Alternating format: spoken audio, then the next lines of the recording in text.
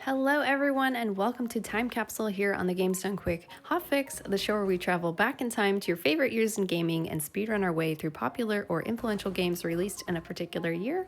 I'm your host, Smooth Operative. Thank you so much for joining us. Tonight we are hitting the skies with 2007 Super Mario Galaxy, but of course before we get into the game, let's get into some announcements. SGDQ 2021 Online is July 4th to the 11th, and SGDQ 2021 Online, the games list will be posted May 8th. So tweet at Games Done Quick on Twitter and let us know what you're hoping to see at SGDQ 2021 Online. Information on this show and all of our Hotfix shows is available at gamesdonequick.com/hotfix. From there, you can find out more information about submitting your runs to any of our weekly shows. And if you're watching this on YouTube from the future and would like to support our live content, please consider checking out our Twitch channel. That's twitch.tv/GDQ. If you have an Amazon Prime account, you can subscribe to any Twitch channel of your choice every month for free. So please consider using your Prime gaming account to subscribe to the GDQ Twitch channel. With that, we are ready to go. Joining me for tonight's episode of Time Capsule is speedrunner Dyden for Super Mario Galaxy. Hi, Dyden. Welcome to the show. Hello, everyone. I'm Dayden. I'm the speedrunner. Apologies. It's Dayden. I should have corrected you. I'm sorry. It's okay. I mainly speedrun SMG1. I speedrun a few other games, but this is like my main game. This is the game I put the most time into. So yeah. The main squeeze. Well, tell us about the plan here. We're doing Mario any percent? Mario any percent. So yeah, there's 5 different categories in SMG1. Any percent as Mario and Luigi, and there's 120 stars as Mario and Luigi, and there's the 242 stars category, which is like true 100%. Because basically, when you unlock or when you beat Mario with 120 stars, you unlock Luigi, and then you can use him. So But we're gonna be working with Mario today. Yeah, a lot of people prefer Luigi, but I've always been more of a Mario guy, to be honest. Okay, because so, I know we started this with Luigi and then you changed your mind. I was like, all right, that's fine. Yeah, I was considering doing Luigi because in Mario there's like a 5-minute cutscene at the beginning. Okay. So I thought Luigi would kind of be more friendly for this kind of thing. Yeah, well, we got time, so yeah, we got time to spare, so you're good. Yeah, I was already grinding any percent Mario, so I figured it would be more fitting to do any percent Mario. Perfect. Well, whenever you're ready, we got you with the countdown. All right. 3, 2, 1, go. Good luck. Thank you.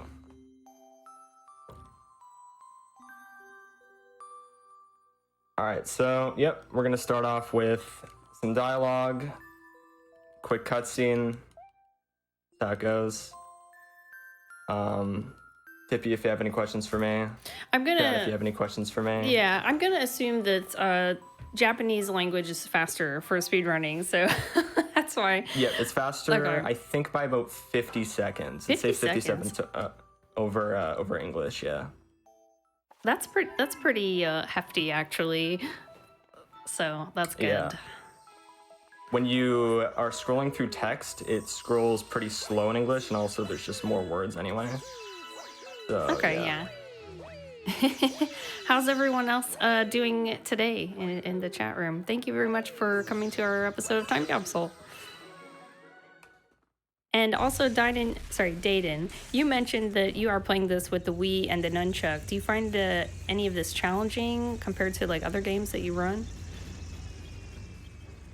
Not really. I'm pretty used to it, to be honest. One thing that's different about maybe like SM64 or something is there's the motion controls for like shaking, or there's certain levels where you tilt the Wiimote or anything like that. And yeah, I'm pretty used to it, honestly. So I don't even notice. You don't when notice I shake the it spin, anymore. I don't really notice it that much. Yeah. So what's going on here in the story? Bowser's wrecking the kingdom once again? Yeah. Mario gets invited to So Peaches are, I think it's just like the Star Festival, and then Bowser crashes it. Ugh. And he like lifts the castle into space, and Mario gets like knocked away onto another planet, and I guess like the whole game is you trying to get back. Oh, classic Bowser. Yeah, honestly. And the little stars, those are Lumas? What are they called again? Yeah, Lumas. They're so cute. So some of you have played this. Off... Yeah, I haven't actually played this game before, so that's why I'm asking these questions.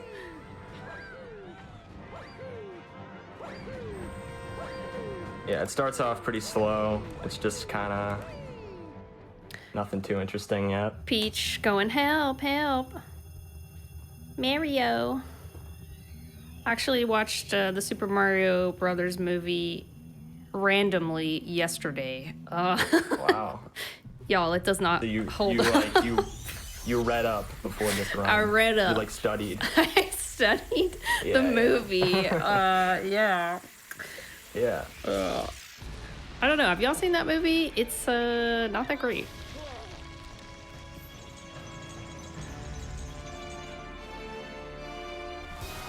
Is that like the live action movie? Yeah, the live action movie. It actually came out, I guess, in the 90s sometime. I've seen like clips of it. I don't think I've seen the full thing, but yeah, it's kind of far-fetched. Like it's tough to imagine some of the characters in like a human form, like, you know, King Koopa, Bowser. It's strange, but it's it's a thing that exists. Yeah. Because Mario doesn't really have like the proportions of like a human being, right? So it's just, you know. Yeah, well, yeah, exactly. Like all the characters are just. It's tough to imagine them as real people, but you know they do the best. Yeah, John Leguizamo is a national treasure, but for some reason that movie is like, I don't know. You guys need to watch it again. It's just tough to sit through. I'm pretty sure it's like, I'm pretty sure it's low budget. I think that's part of it. You know, you'd be surprised. Like they actually have some legit car like action sequences in that movie. So to me, it actually looks kind of big budget, but I'm not totally sure what the budget was for that movie. Yeah. Maybe they spent all their money on the action scenes, and then, you know. Oh, possibly. I do love Dennis Hopper though. He's King Koopa. Proportions. So Mario's laying in the flowers. He got knocked out, I guess. Yeah, he got shot away, and now he has landed on a random planet.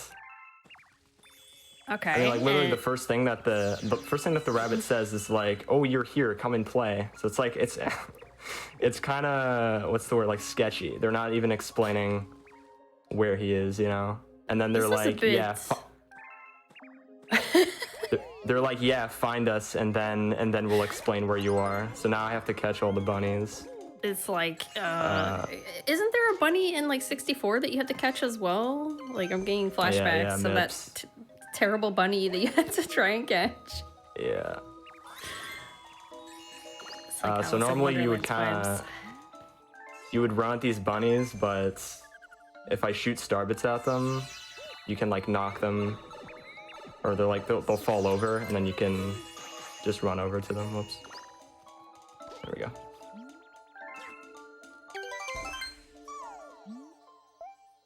Someone in chat asks, is 47Man doing NBR? Yes. NBR is a recent route change that gets rid of most of... I don't know how familiar you are with this game or any of chat is, but it gets rid of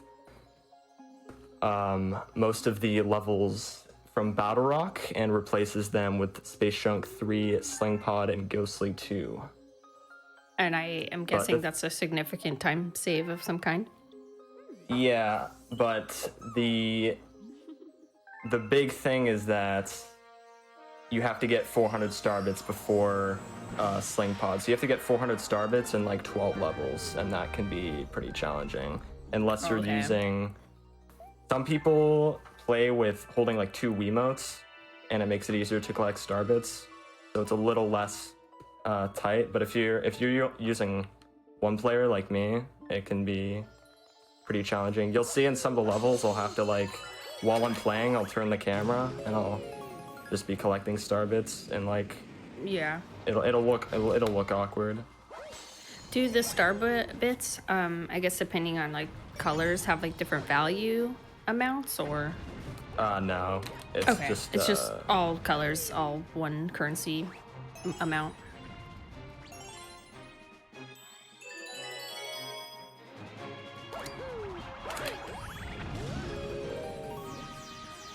Favorite galaxy casually versus a speed run. Yeah, how do you feel about this? I guess this game or Super Mario Galaxy 2 casually versus speed run. Well, my favorite galaxy to speedrun is Freeze Flame. My favorite galaxy overall? Maybe Melty Molten.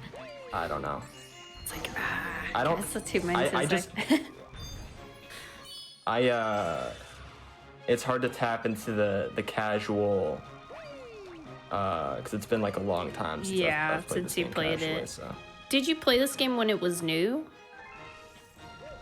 Yeah, I played this game as a little kid. So this Luma's gonna cool. try and talk to me, and I can backflip, and I missed it. Okay, well, he would have.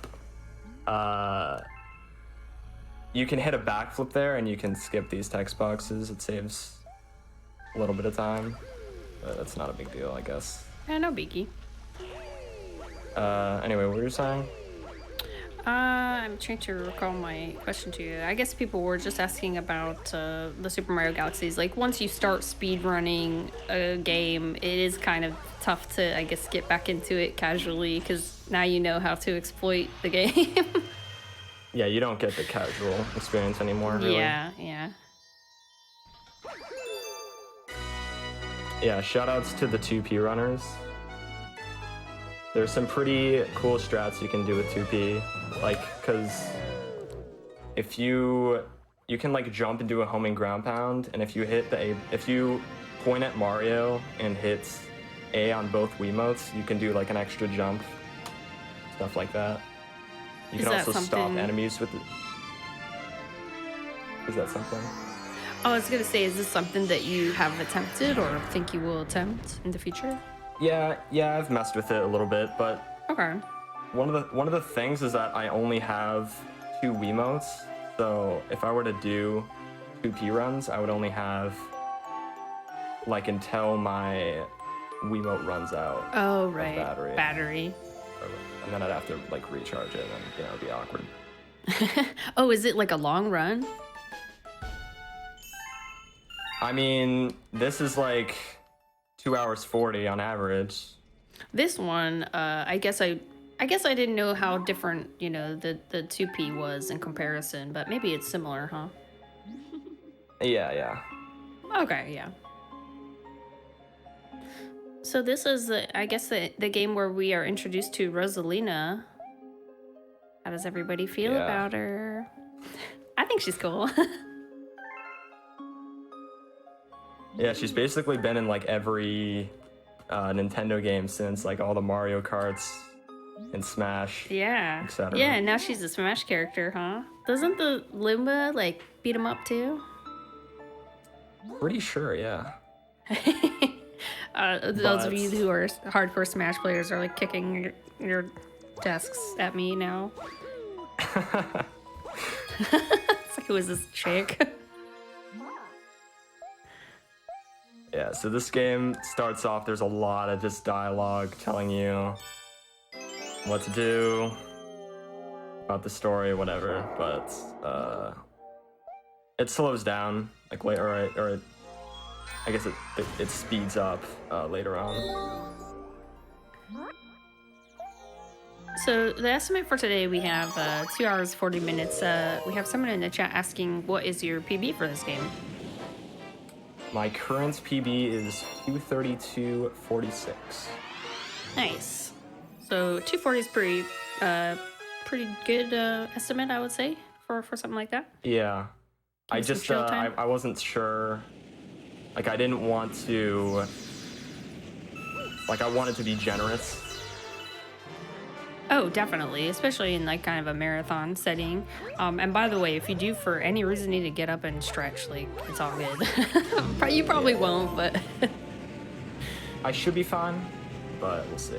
okay. I might need to turn on a light though, because it'll probably get dark in here. Yeah. What time zone are you streaming from? EST. East EST. Okay, cool. Yeah.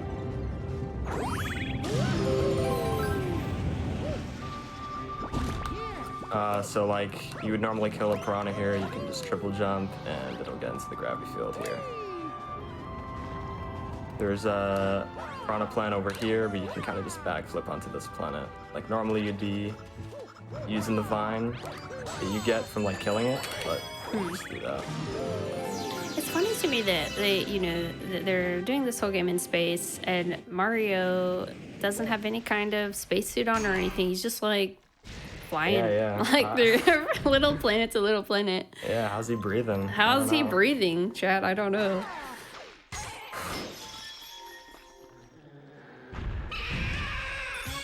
Yeah, so this boss fight's pretty simple. All you have to do is hit his tail, and then I think like they expect you to face him, Okay. but yeah, you can just walk around him, and I'm assuming the same rule applies as like 3 hits and it's done, or 6 maybe. yeah, well, it's 3 phases. Yeah, 3 phases. First 2 Okay, yeah. First 2 need 1 hit each, and then the third one needs 2. So 4 hits in total. Nice. So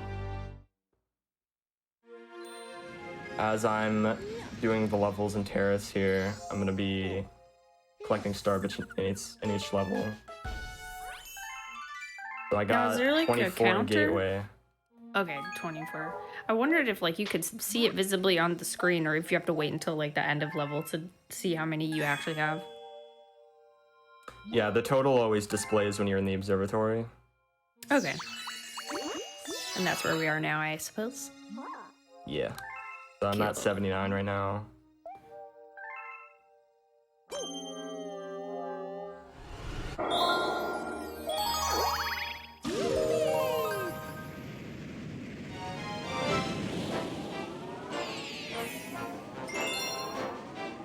Good Egg 2 is kind of your introduction to Hungry Lumas. The goal is to you gotta get 100 star bits. So I won't be getting that many star bits like overall, because I'm gonna be getting 100 and then using them all. Oh, you have to feed the Lumas? Yeah.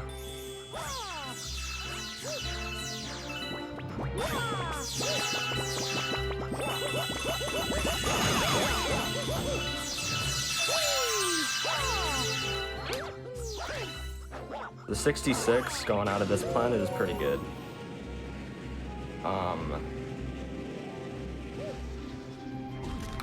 Because you get 3 from here.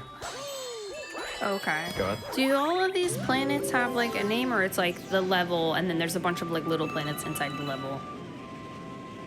Yeah, I don't think they have a formal name. Okay, It's just each star has a name. I think this one in English is like a snack of cosmic proportions, I think, or something like that. Oh yeah, it must be tough to remember some of the names for anything when, you know, you're playing in another language all the time.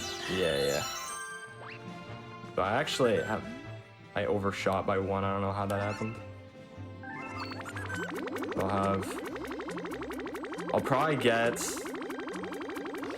oops, I jumped.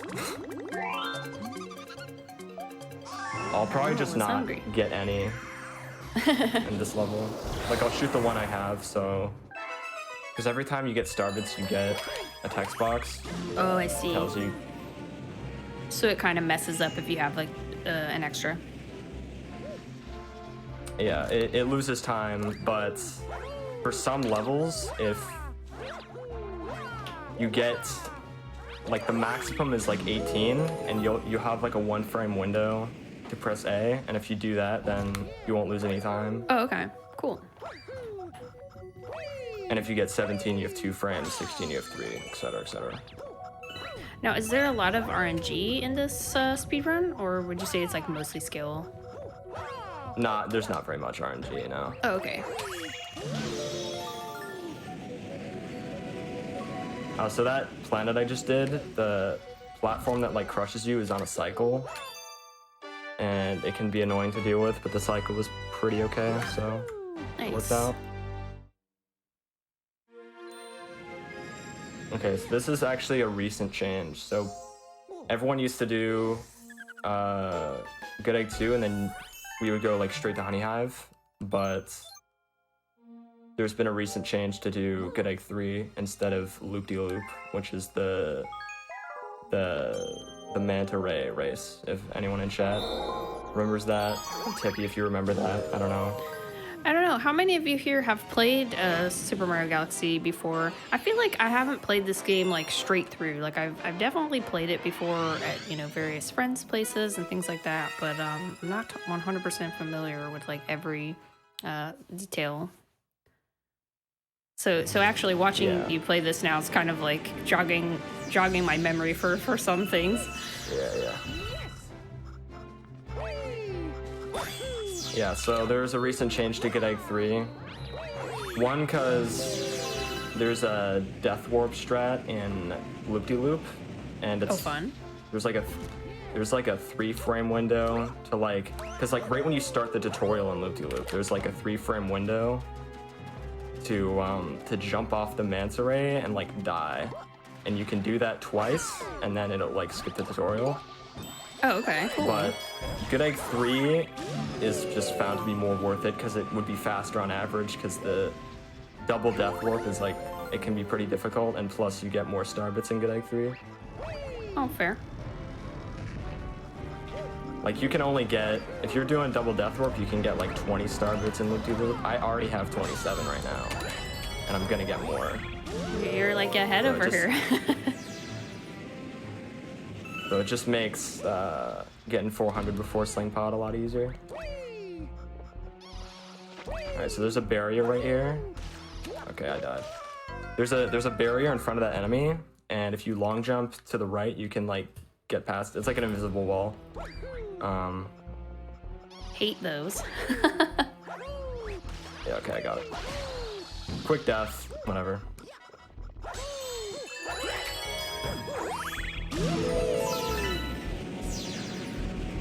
I got those two, so I have 37. I should aim for around 72. And I guess these are always in the same place. Like all the bits are always in the same place. Yeah. Yeah, those crystals are always in the same place, so like I know where to go. Okay, cool. While I'm fighting him, I'm just going around. So who is this boss? Like, Flame Octopus? I think his name's King Caliente. So I got 72, so we're good. Okay.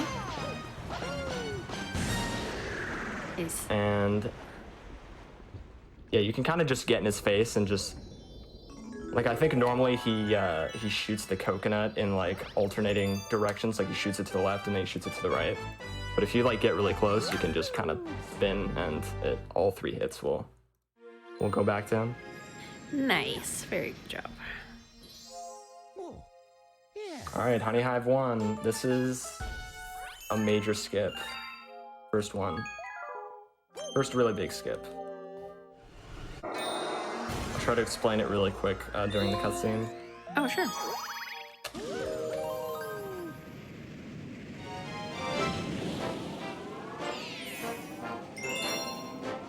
Someone in chat says, not getting more than estimate, SMH. I'm trying, alright? It can Can't be speak hard. too early. You can't be saying that too early. In Honey Hive 1, you would normally go through a launch star here and go through a bunch of planets.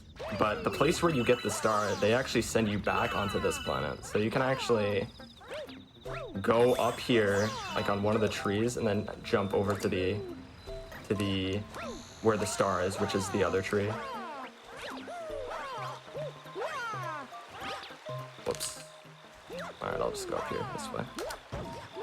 That was really weird.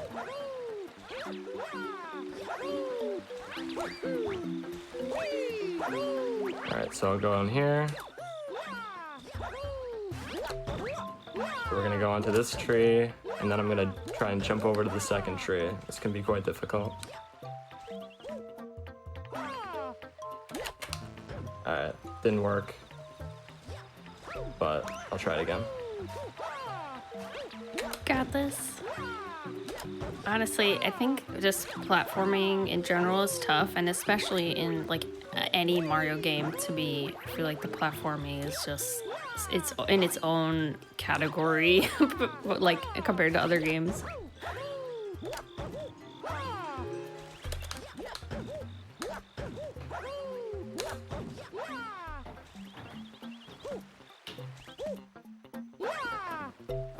Alright, I'm just gonna opt to do an easier version of it.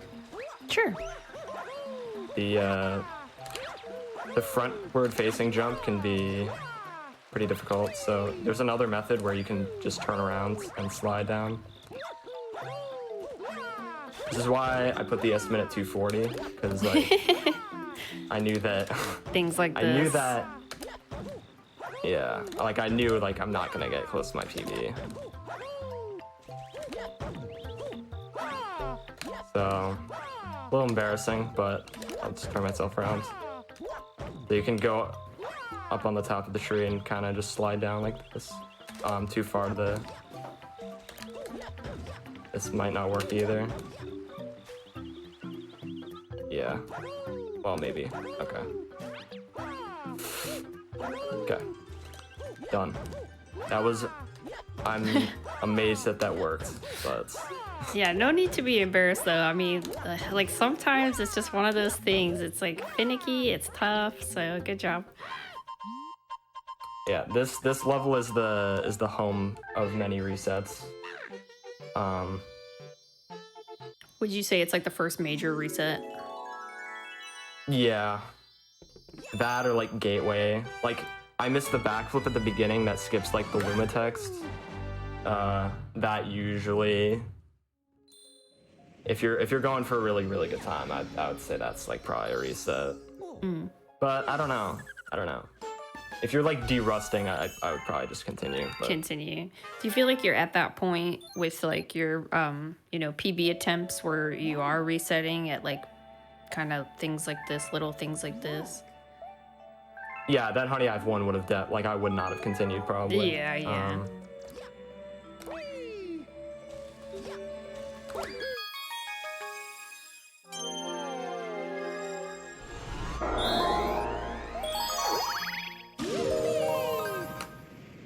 But yeah, I mean, I try not to, like, if I'm just doing like PB attempts, I try to not reset because I know it's just bad for a long run. Yeah, and it's just bad to get stuck in early game over and over and over because like it's just bad for your mentality, I guess. Oh yeah, I agree with you. Honey Have 2, the movements is really similar to Honey Have 1. You just make your way up here.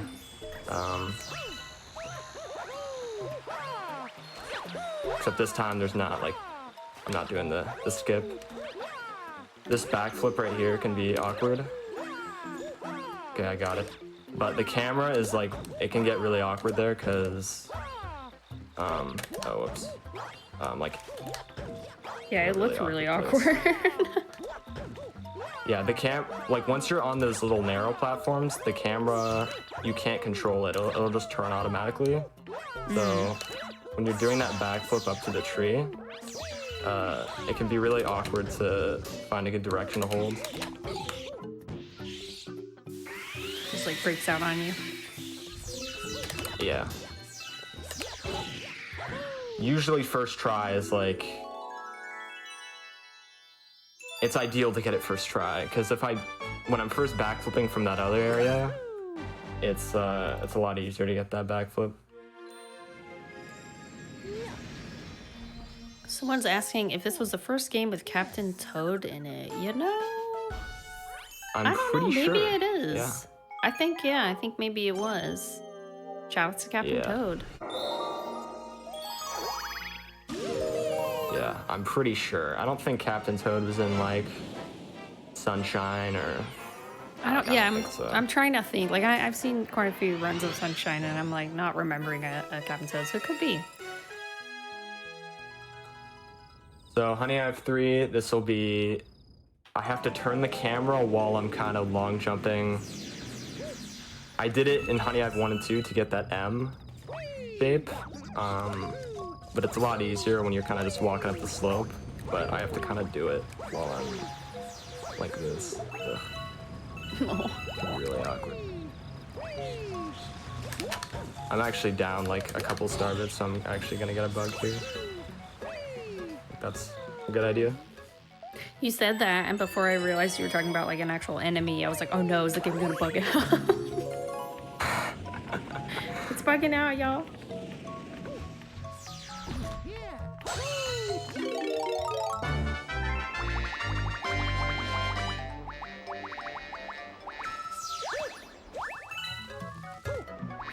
And Mario's a little bee. Yeah, the first time using the bee would have been in Honey Hive 1, but... So cute.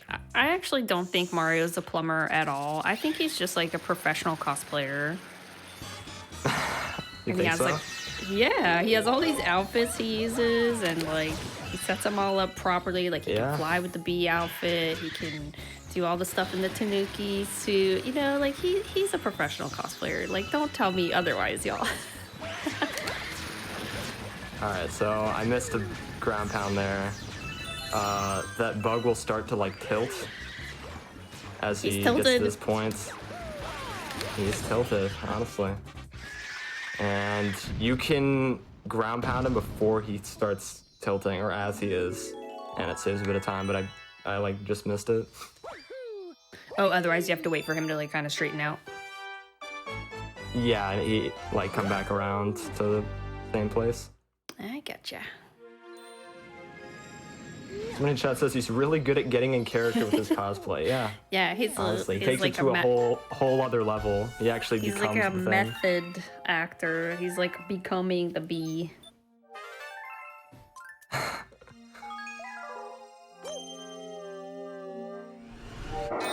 Alright, so I'm not doing loop-de-loop as I was talking about. I opted to do Good Egg 3 instead. Alright. Basically, the goal right now is just to unlock the first Bowser Jr. boss fight, which needs 8 stars. So I did Gateway, I did Good Egg 1, 2, and 3, and I did Honey Hive 1, 2, and 3, and Flip Switch is the 8th. This looks complicated. Yeah, this whole level is divided into cycles, and you kind of just want to... The main goal, you just want to make it down to that bottom panel right here before the red platform goes over top of it, and you want to make it through here before the electrical thing hits you. And if you get hit at all, it can be very, very, like, it'll just mess everything up if you get hit. Yeah, it'll like mess up the whole cycle. Yeah.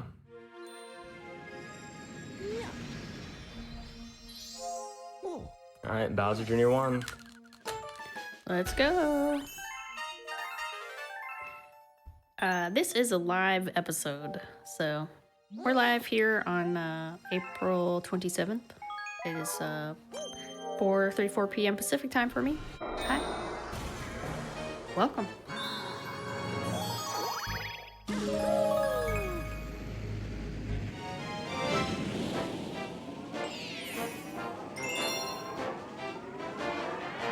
I would say for Time Capsule, so someone's asking me what I do to pick episodes for Time Capsule. It's really kind of just like a free-for-all. Like, I think of a game or I'll think of a year and just kind of cruise the games for that year.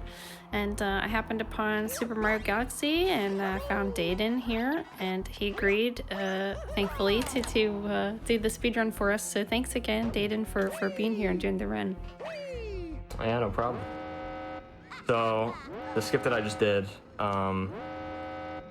basically you'd have a bullet bill kind of break this glass thing, and then it would like unlock a launch star, and you could go over to this planet. But the gray thing that you start on, you can just triple jump on it, and since the gravity field of the planet is so big, because the robots on the planet, it'll just pull you in. You can just ground pound.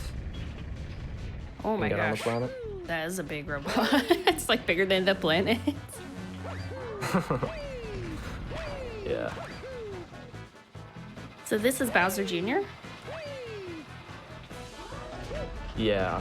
Basically, the game has 3 Bowser Jr. fights and 3 Bowser fights. Kind of alternating. Except we won't be doing the 3rd Bowser Jr. fight. Okay. I'm actually gonna get all the star bits here, just in case.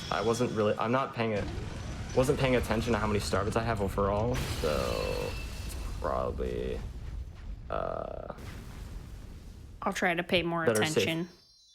Next time you're in the observatory, I'll be like watching like a Nah, it's all right. Here.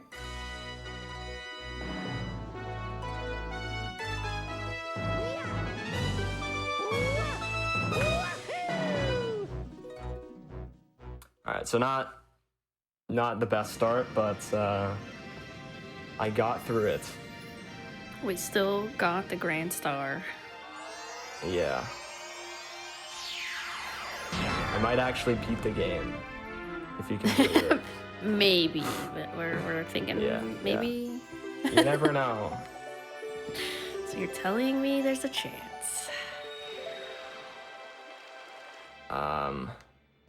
Yeah, so since I got the star bits, there's like these platforms in the observatory that move on a cycle. And since I got those star bits, it like takes more time, so I can't make the early cycle on the platforms. If the camera shows it again, I can point it out. Well, I can just, the green platforms down there. Oh, right. They just rotate constantly, I guess.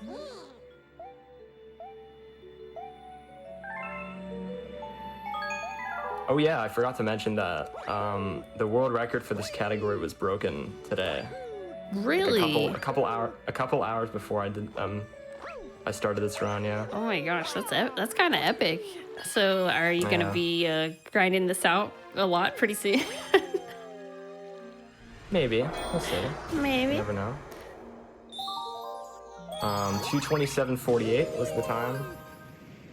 Pretty solid. It's been maybe a month or two since the last record in this category. It's weird because the world record was technically set. The last world record was set on the Switch version, technically. Yeah, somebody was asking about the differences between, the Wii and Switch version, and if there were many. I've never played on the Switch version, so I don't know how it feels to play on. Yeah. Wait, hold on. Sure. There's a skip here.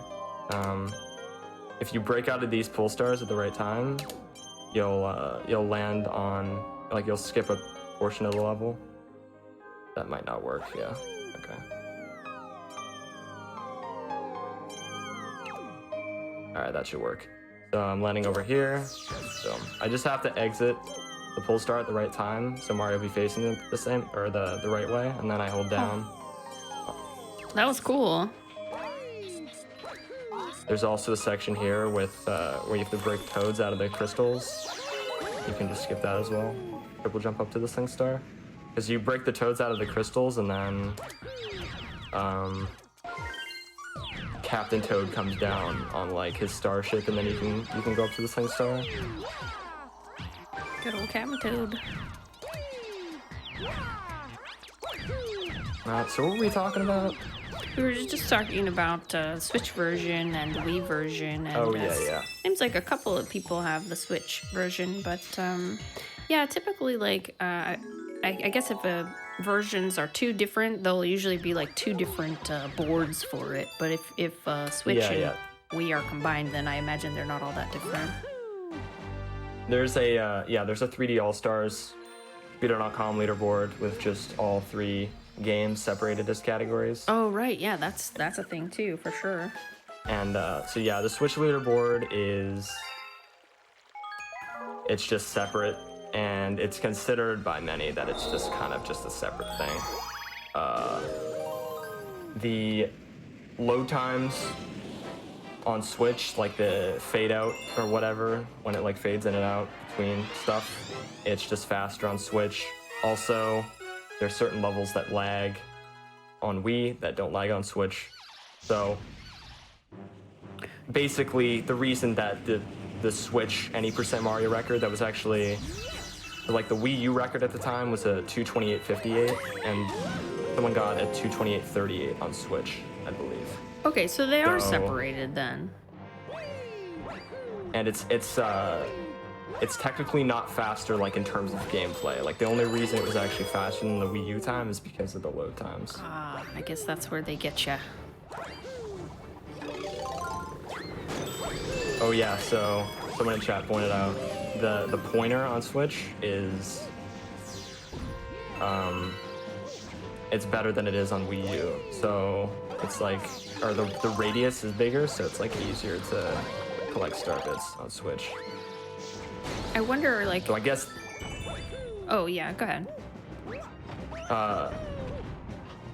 The route that I'm doing, where you have to get 400 stars before Sling Pod, it'd probably be easier on Switch, because the pointer is just better for collecting star bits. I wondered, like, if anyone was running this on like a Switch, like Pro controller, if that's like definitely not a thing. Yeah, so I should explain this. Yeah. So she's giving me a shell each time, and it's hard to explain, but before I did the run tonight, I set it up so that she gives me a shell every time. It was thought before that it was RNG, but the game actually remembers what she shot last. So if I go in and I just do the fight, and then when she's shooting a fireball, I hit her with a shell, and then the next time I do the fight, which is in this run, it'll remember that she shot a fireball last, so she'll give me a shell. And I have to do that for each phase. Oh, wow, okay. So you have to remember that. You have to remember that before you like start like a run for sure, huh? Yeah, oh yeah, there's been world records where, there was an any % Luigi world record where he forgot to set up Space Junk 2, and it actually would have been 222 if she had given a shell each time. Oh, bummer. It was 223.08 was the time. Oh, I feel like that I would constantly forget stuff like that. Yeah, it can be easy for it to get. I was worried I was gonna forget it before this run, and it would have been like awkward. Yeah, that is interesting. I would have been like, yeah, you know, she'll give me a shell each time, and then it would have been like a fireball. Yeah. I don't know. It is interesting though that it is stored that way. Like that's kind of cool. Yeah, but it only works though if you turn off the console and turn it back on, then it won't work. But if you like reset the game, then it'll remember. Then it'll be fine. Nice. Yeah. So I think I need 43 here. What's the? So I'm at 357, I think. Oh. Normally, you don't want Toad to talk to you there. You can kind of just go around. And he won't. But I messed it up. Oh, whoops. So there is a strat here. I will be attempting it. I probably won't land it. Oh, don't sell yourself short. We gotta see. Okay, so basically, you gotta like hit this part, and he like flips over, right? But going into the second phase, after I hit the third thing on his stomach here, I can shoot Toad at like the same time, and when he flips over, Toad will hit the part for me. Okay, I don't think I shot Toad, but maybe I did.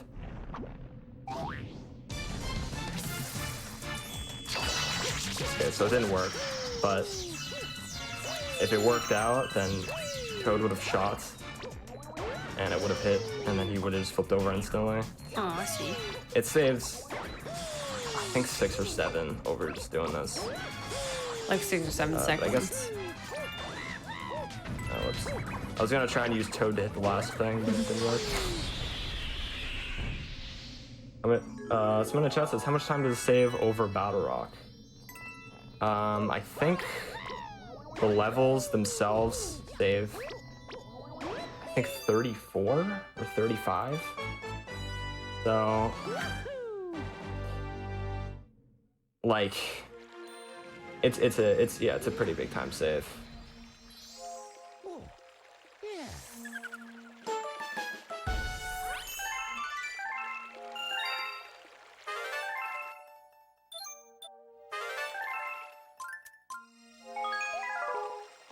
Alright, so now I'll be going to Sling Pod. I got 413. Nice. Sling Pod is a big reason why this route is so much faster, because Sling Pod is a pretty fast level. But I might die. Just a disclaimer before, I'm calling it before it happens. Well, if you do, we can blame it on eye strain because it is getting dark. Yeah. Hard to see.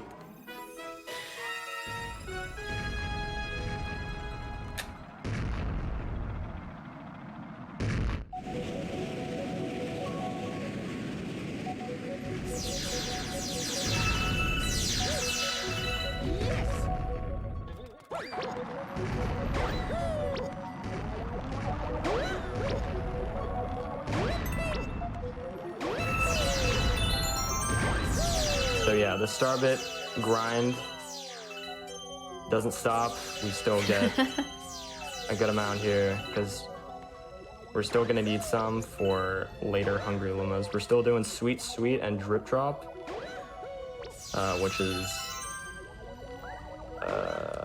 okay, yeah. Eye strain then. Yeah, no, seriously. Yeah, Sweet Sweet costs 400 and Drip Drop costs 600. And this is what you need to spend on? Yeah. Oh, so you have to, like, unlock areas, I guess, with the star bits? Is that what we've been doing? Yeah. Okay. Yeah. Alright, so the Eye Strain really got me again, unfortunately. Well, if you do need to turn on a light at any point, you know, by all means.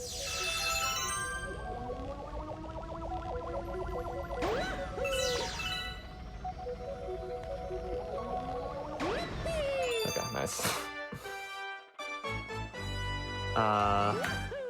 Yeah, maybe soon. Okay. I can't. Yeah, my webcam is getting a bit dark. It's all good. Whenever there's a moment. Yeah.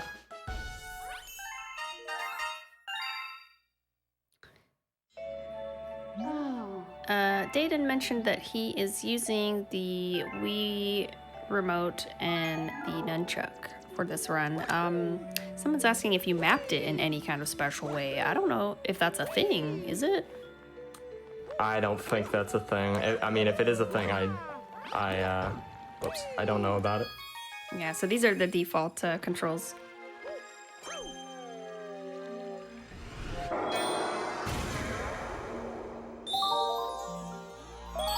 Yeah, I'll,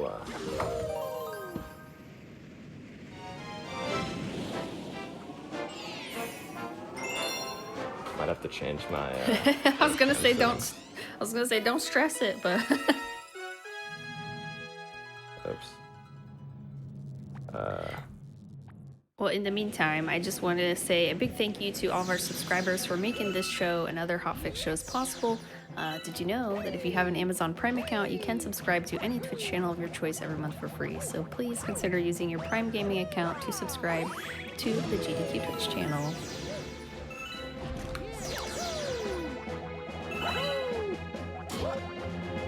Okay, so I can't change my webcam properties because I'd have to. I think it's I'd have fine, to, like, actually. switch scenes. I think it's fine. You just turned on a light. Yeah, but I can also Yeah. change the exposure if. Maybe there's a way to do that without switching scenes, but. It seems fine to me. But yeah, so I wouldn't worry about it. But It might get worse. I'm not sure. okay. There is a skip here with Luigi. Well, you can actually do it as both Mario and Luigi, but you can skip the auto scroller here by doing a huge triple jump, and you can like land on you could skip the auto scroller basically, and you can like land on the battle rock and like do out of bounds movement and then get to the ending planet. So Quite a bit faster. So does Luigi have like different movesets than Mario then? He just jumps higher and farther. Okay. So it's more lenient, I guess. Okay, I thought the bullet bill was gonna hit the starbits there.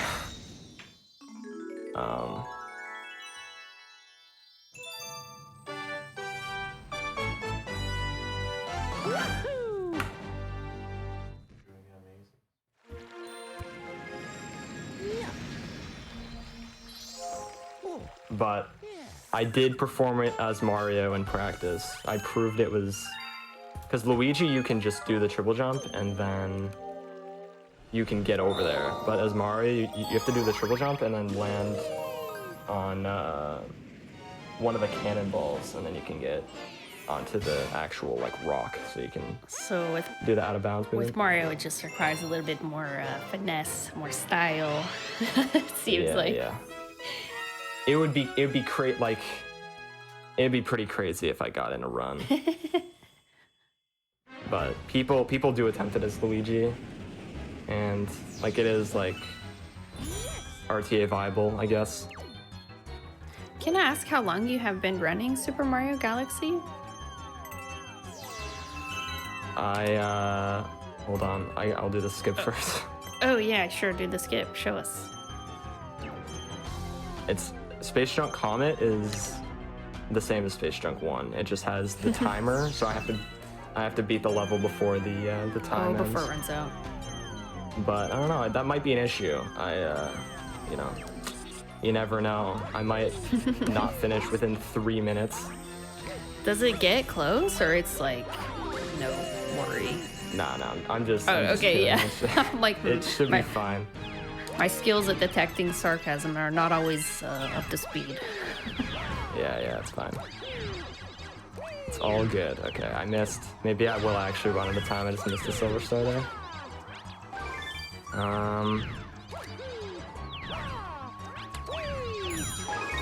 Yeah, so I did my first run in June of 2019. Oh wow, So okay, it's so been- not too long ago. Been almost 2 years. We're saying that 2019 was 2 years ago, but Yeah. yeah. Like Because we're in a 2020 time warp. 2020 was like time warp, exactly. Like since like March It's like- 2020 it's just been like a breeze. Yeah. So you decided to run this for any particular reason, or I know you mentioned it's a bit maybe nostalgic for you. You played it as a kid. Yeah,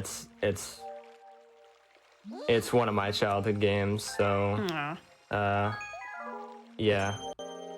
And that's my favorite. When some- for a long time I watched other people run it. I was a lurker. I used to sit in chats and watch people run. And I think I started learning the game in like early 2019. And then my first run was like a random decision because my parents were out of town and I had Ethernet access. So I was like, okay, I'll just do a run. Like it was just I don't even think I was done learning the game yet, but it was just like a random decision. I'm not usually like that. I'm not usually like an impulse yeah, you like decision maker. like to think it through before you do it. That's cool though. Sometimes it's nice to take a chance, even on yourself.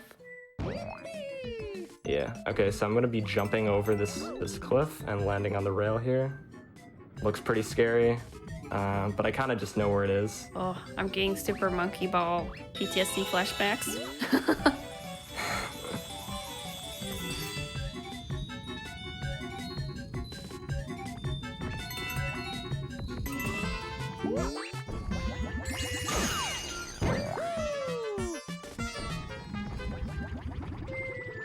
Okay, so when I go into that little space there where the ball goes, I kind of want to roll around so that Mario's facing the flag, and it worked out. Makes it a bit faster, I guess. Yeah. Nice.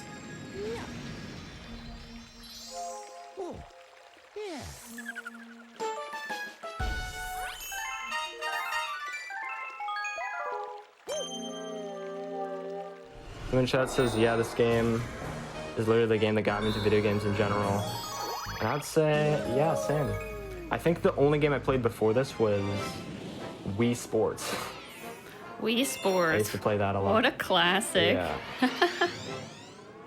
I used to play it for like hours. It was fun. Like Wii Sports was kind of awesome back in the day. Like maybe it's still awesome. I don't know. The bowling and tennis and everything. Yeah. All right, so I'm gonna be doing a death warp here. Kind of just backflip over here, and you die. Oh no, he died. The run's over. But you end up in this section, which skips part of the level. It's kind of cool. I think death warps are pretty fun. Because then everyone in chat starts making the funny joke, you know? He died. It's like, oh no, he died, but now he's like an entire 2 minutes ahead of where he's supposed to be. That was I made a mistake. Aww. That was. So yeah, we're getting on the subject of like first games. Need for Speed Hot Pursuit 2, first game in chat. What is everybody's first game? Now I'm curious.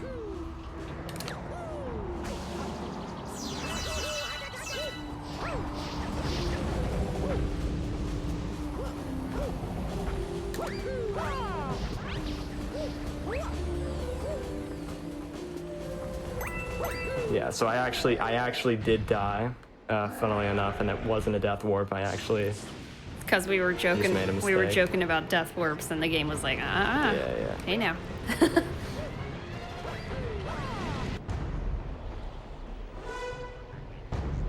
So we're heading to a Bowser fight? Yep. All right. So, Tuesday. Let's go. I think the first phase, he's gonna try and jump, and you just want to cancel it. So he was just trying to jump there, just canceled it, and you want him to jump into these small little circular glass things. Then he'll like get burned, and then yeah. So he's gonna start shooting fireballs here, and I want to like spin his chin and end up under him. Worked out. Nice. Because you want to end up under him so that you land on the. So like you want to be under him because he's gonna jump. He's gonna try and hit you, and you want him to land on those small little circular things. So. Okay, that one didn't work out. So he's gonna jump over here, and then he's gonna jump.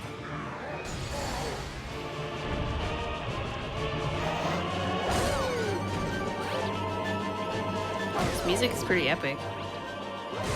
Yeah. Seeing a lot of varying responses on first game in chat. Nice, y'all. Like, I've seen some really cool games in here.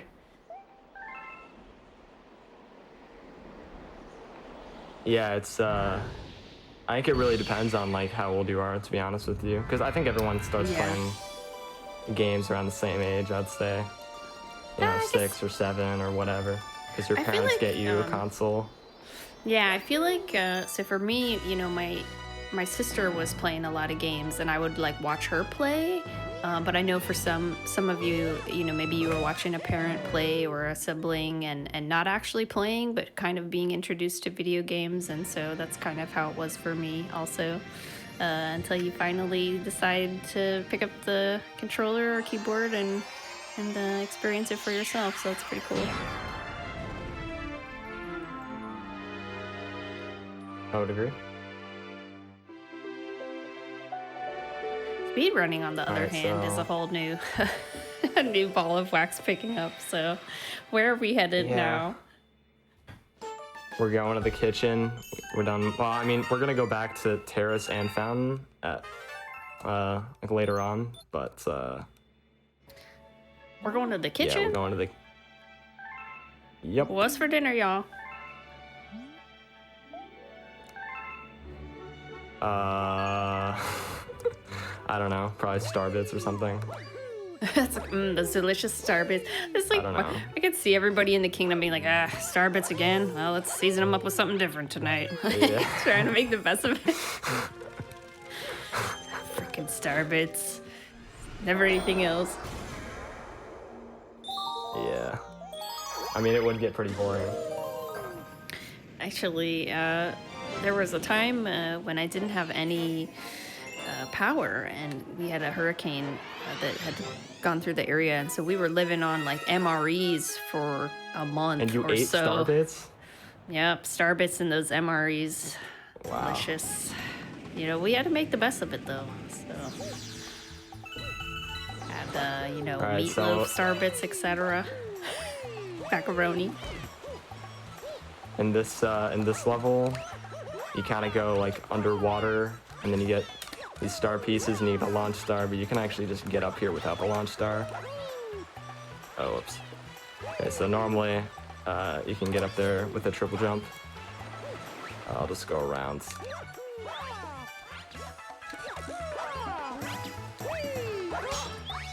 It's fine.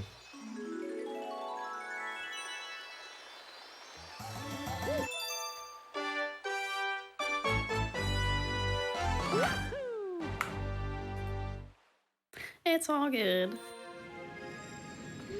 Yeah, it's not a huge deal. Yeah, but that level would have been a lot longer if not for like the backflip up to that area and then what would have been the triple jump. But yeah, Are there so any musical like too. Are there any pause buffering things that happen in this speedrun at all? Just out of my own curiosity. No. Okay, yeah, I just kind of wondered if you if the menu came into play at any point. No. That's nice. I'm actually not too familiar with that kind of stuff in general. Oh, okay. Well, it's weird. It's really weird. Yeah, isn't it like a thing in like a lot of Zelda stuff?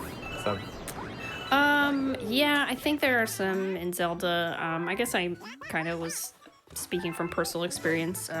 I used to speedrun Tomb Raider 2 quite a lot, and there's some pause buffering oh, cool. in that game as well. But you're just like Yeah, looking so at the menu basically- forever, and it's just like weird.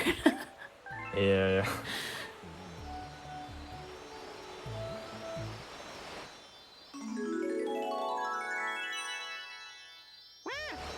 My phone died. So we got like So a penguin friend. I feel like it these kicked me out kind of of the are voice like call, the so Mario I 64 now cannot penguins, hear but they Tippy. are like on vacation now. So just give me a second.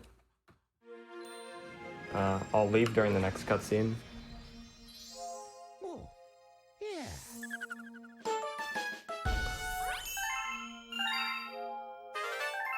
I didn't think my phone would die, but that's how it goes.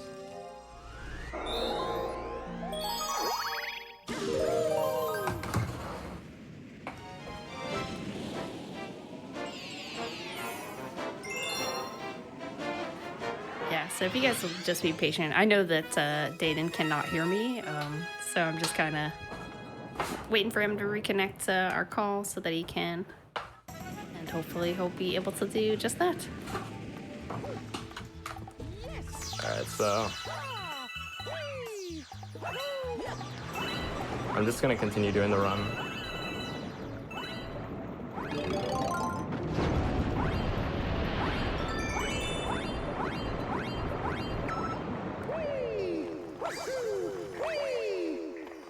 And hopefully I can join back into the voice call soon.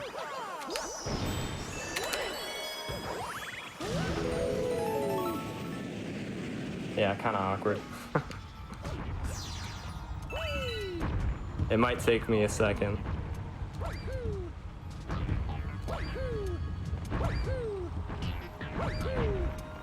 Alright, so there's a big skip here. There's this section to the right here. But you can just get over to the star here. Pretty cool. I'm surprised I got it first try. That can be pretty tough.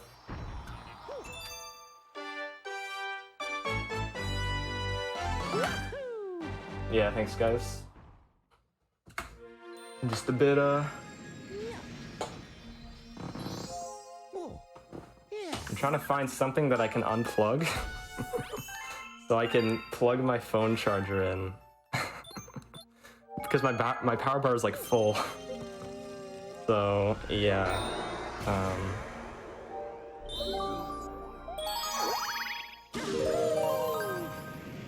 Yeah, it's well, it's an alternate setup. Some runners do the left side, some runners do the right side.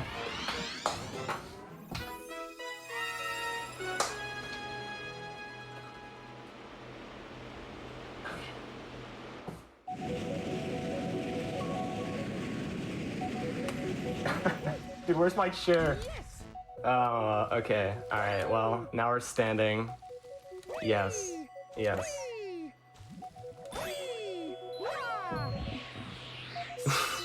Hopefully I'm in view. I don't even know.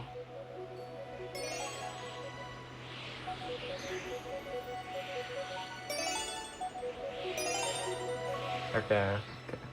Yeah, so Bubble Breeze, the first section, there's my chair. It was like literally right here, and I was just freaking out. Alright, so Bubble Breeze. There's this whole section, but you can you just backflip and stand here and then long jump to the end. Pretty cool. Okay. I plugged my phone in. I'm turning it back on. Okay, hopefully. I'm really sorry about that. I guess Discord like kills my phone battery. Alright. Give me a sec, I can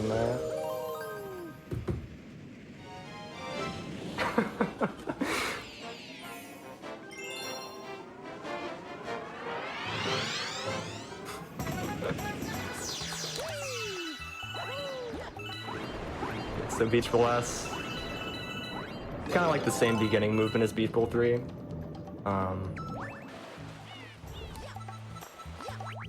But you kind of grab the shell like you would in Beach Bowl 3, but then you bring it up here to the treasure chest. This is just kind of my sensor bar.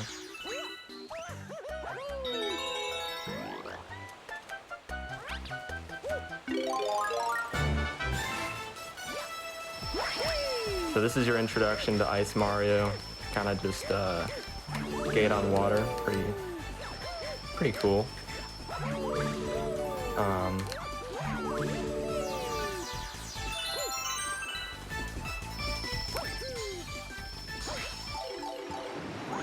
Okay, what was supposed to happen was I was supposed to do like a triple jump and then lose the power up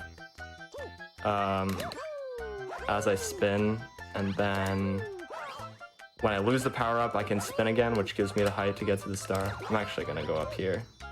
A lot more comfortable. Alright. Yeah, another cosplay. Crazy stuff. Alright, so I'm gonna go back.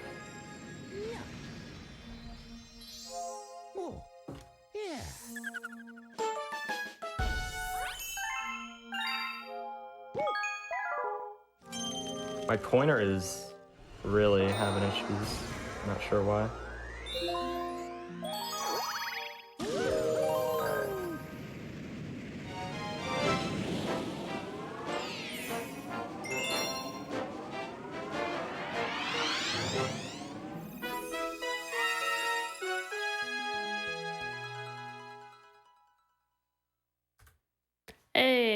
he's back.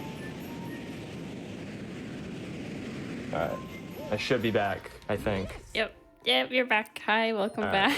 Right. Sorry for the Hopefully, stress, the mini heart attack. Not. I mean, it's kind of my fault because I wasn't paying attention to my phone battery. Hopefully it's charging faster than Discord is depleting it. Yeah, but if it does happen again, don't stress. We can still hear you at least. Yeah.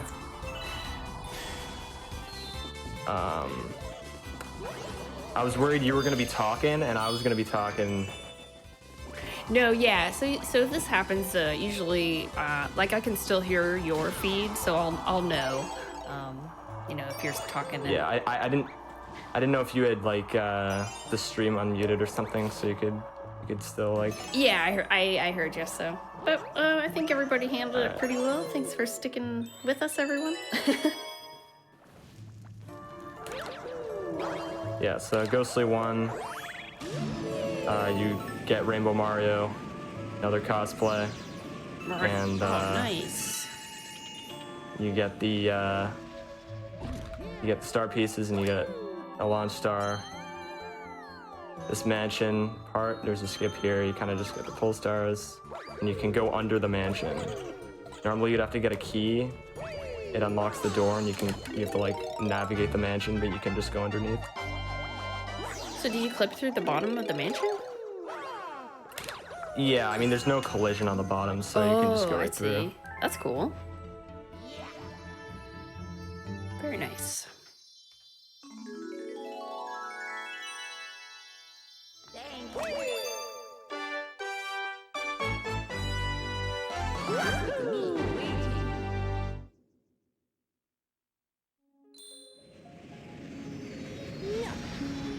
Okay. Look.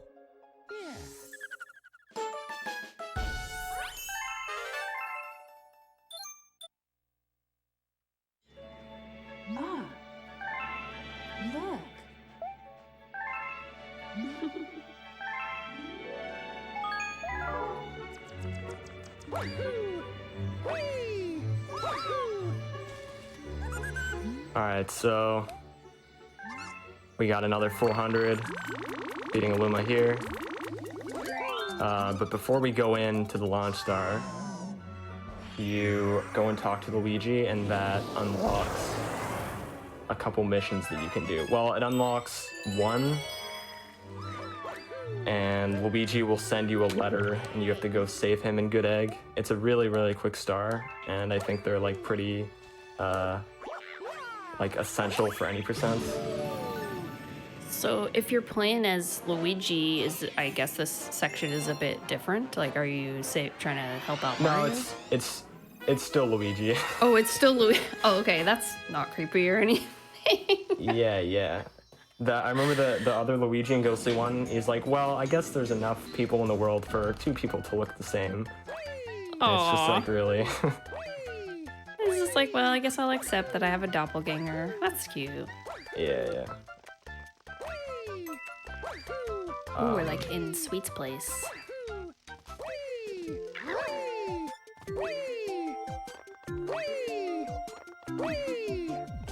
This level can be a real pain casually.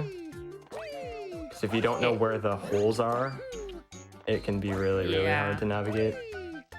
But I'm kind of just used to the... where they are. I know where all the... I know where all the holes are. So it's like...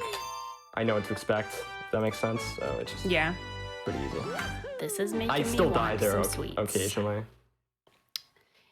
Yeah, I wondered actually if, so I kind of noticed you hit the electric thing, like if that was strategic so that you could slow yourself down. No, that was a mistake. Fair. Yeah. Sometimes it be like that though.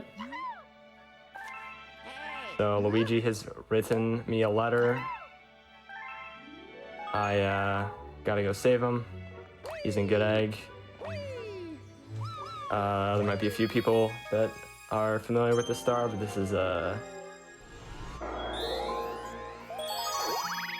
pretty quick star. It's pretty quick. Sounds like play.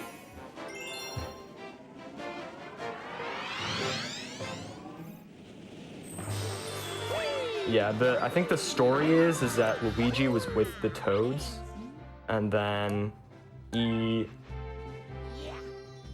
like got separated. So I guess doppelganger Luigi was with the Toads, I guess, in that case.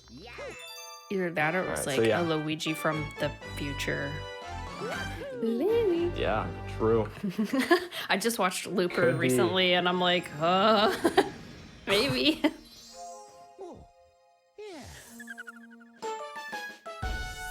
But yeah, that was a pretty quick star. You just go up onto like the roof of that house, talk to him, he gives you the star. There's 2 other Luigi missions in the game where you have to go save Luigi. There's Battle Rock Luigi, which is you just have to sit through that auto scroller again, and then he's at the end. And there's Honey Hive Luigi, which is another really quick star. How's he find himself in these situations? I don't know. He's always. I mean, he's like good enough to get the star, and then Right? And then it's like, yeah. you got stuck up on a there. roof. Just get. I don't really. It's like, just get down. He's like a cat. Like, meow. Like, Yeah, you got yeah. up there. Come on, Luigi, get down. We need to get the ladder. We need to call the fire department. That'd be just like Mario with the little fire flower showing up. Hey, y'all. Yeah. Yeah, so you would normally go over to the left there, go down a slide, but you can actually just go over the fence and get to the end section. I think I beat Shadow Mario by quite a bit. Maybe Oh, not, yeah. Oh, it was but a bit of a race, huh? yeah. Close race, but Close. we did it. Nice.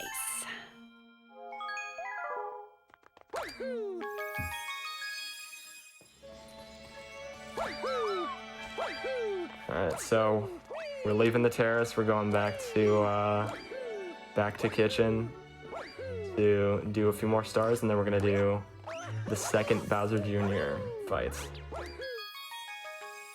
Okay, cool. Beach Bowl. First, we're gonna do Beach Bowl Comet. It's basically the same skip I was doing when I wasn't in the call, and I honestly was surprised I got it first try because it can be pretty. It's like Honey Hive 1 skip. It's the same. It can be awkward to do under pressure, like if you're on pace or something like this, where it's. Where the little things are kind of connecting and you're kind of like bouncing around between them. Maybe I'm Sorry? thinking of a different section. I guess we'll see it here coming up.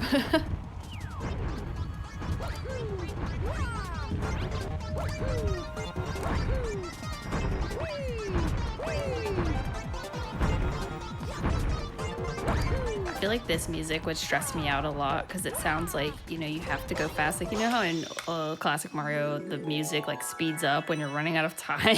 Like, that's how I feel.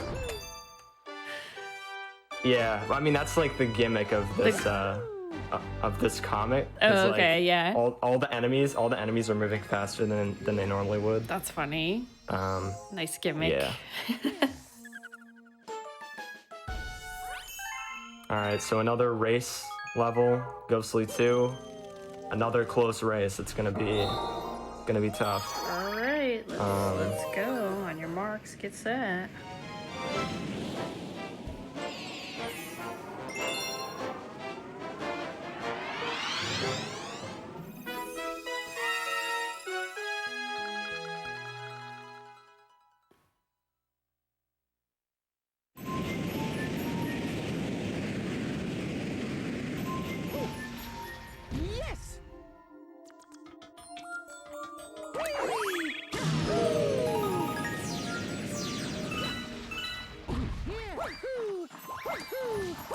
Alright, so... Oops. Doesn't really matter if you get hit, as long as the pull star is, like, pulling you.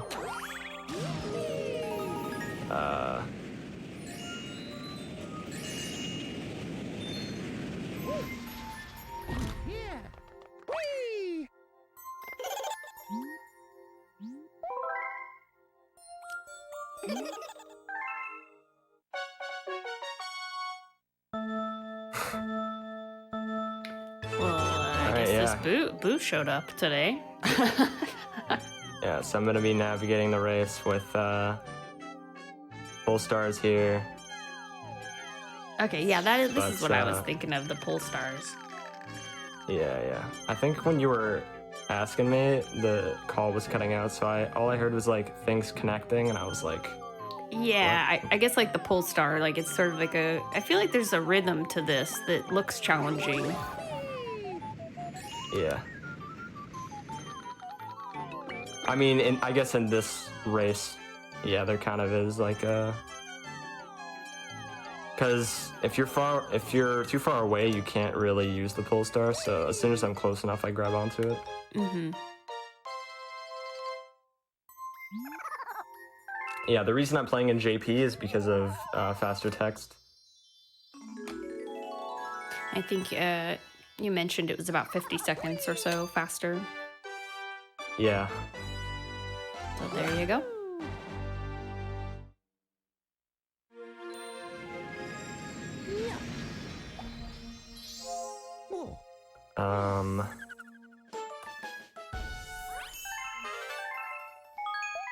Yeah, so it might... I think it might be getting a little darker. Yeah, it is. Unfortunately, I can't change my webcam settings. I would up the exposure, but I can't do it. Yeah, I still think it's fine. I mean, I don't know what chat thinks, but seems okay still to me.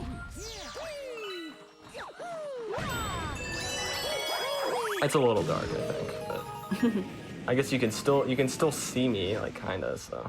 I guess it's like whenever you get into a screen that's like really bright, then we can really see you. Yeah. Alright, so Ghostly ass. If you grab that key over there, there's an auto scroller that starts moving, but you can actually skip the auto scroller section. Oops. Okay, I died. But basically what I'm doing there is, even though the section is invisible, you can still touch, because there's doors in the auto scroller, and you can still touch them despite it being invisible. It's really hard to land this jump. Okay, I died again. Alright. Third try. Sorry. First try. This is my first attempt. First attempt.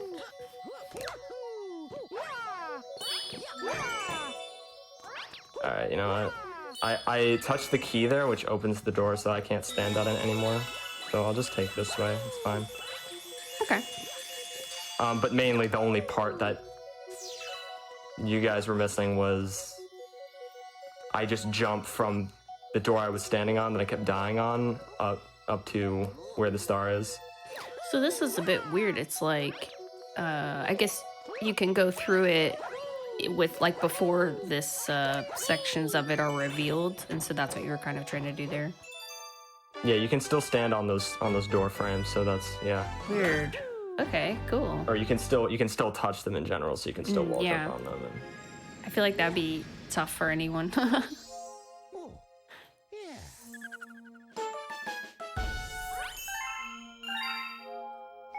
It's also another reset point.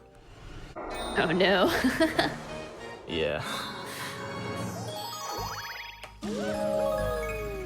So this is the second Bowser Jr. fight. There's a little bit of a skip here. I think this is the first time in the run where you're using the cannon. I can't think of any time before this. Oh, we get to use the cannon? Yeah, so there's a cannon over there on the left, and what I'm gonna do is, instead of shooting to that airship in front of me, I'm gonna be shooting... Whoops. I'm gonna be shooting over to the left. And what that does is I skip over to this airship over here.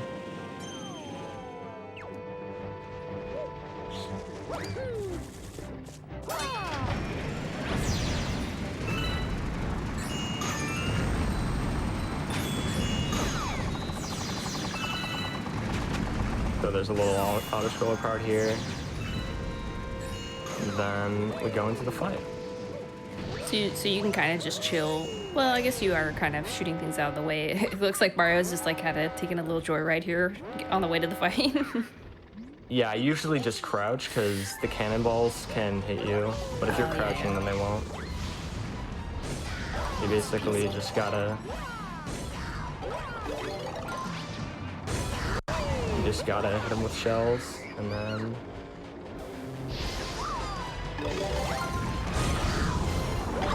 You get 3 hits, you go to the second phase, and then... 2 hits on the second phase, and then the Grand Star spawns.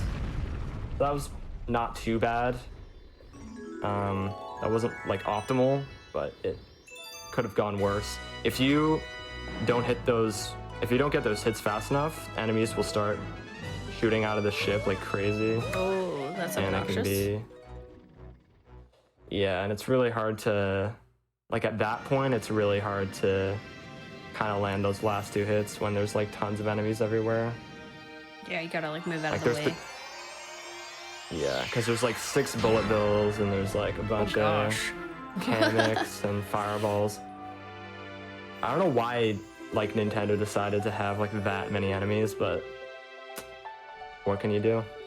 Just wanted to pose a challenge to the players. I think this is like a pretty kind of unique Mario game just because, you know, I guess this was the first Mario for the Wii. Yeah. And it's like completely different. Like the motion controls and everything else. It's like a really unique experience, I think. Yeah. So I'll be talking to Toad again. Luigi will give me another letter, and I'll be going back to the fountain, actually.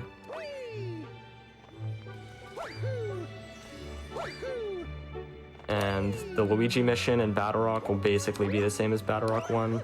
Just kind of, Is he up on a roof again? He is not. This time he's actually under a saucer. Oh my gosh, Luigi. What are you doing? You goof.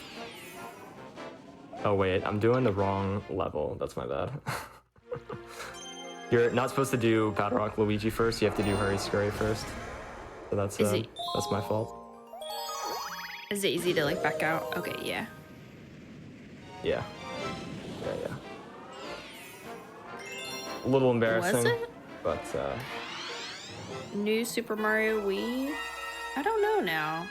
I'm gonna have to Google. I think New Super Mario Bros. Wii was 2009, I believe. 2009. Let's see. So it was a little bit after.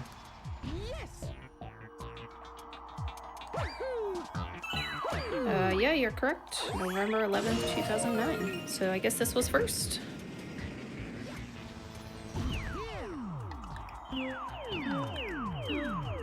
Oh, whoops. This level's pretty straightforward. You're just like walking around the planet. I missed a node here, so I have to hack the planet.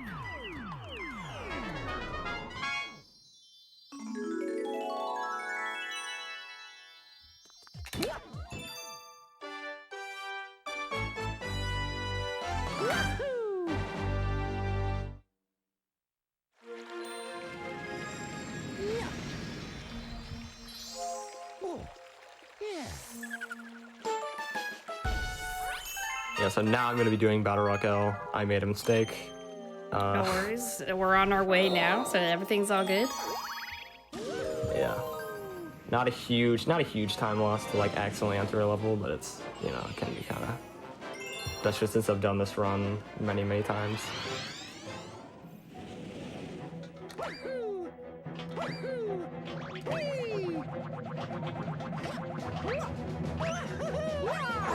So you can triple jump through that star. Normally you'd have to get some blue star pieces, and the pole stars will take you up to the launch star, but you can just triple jump.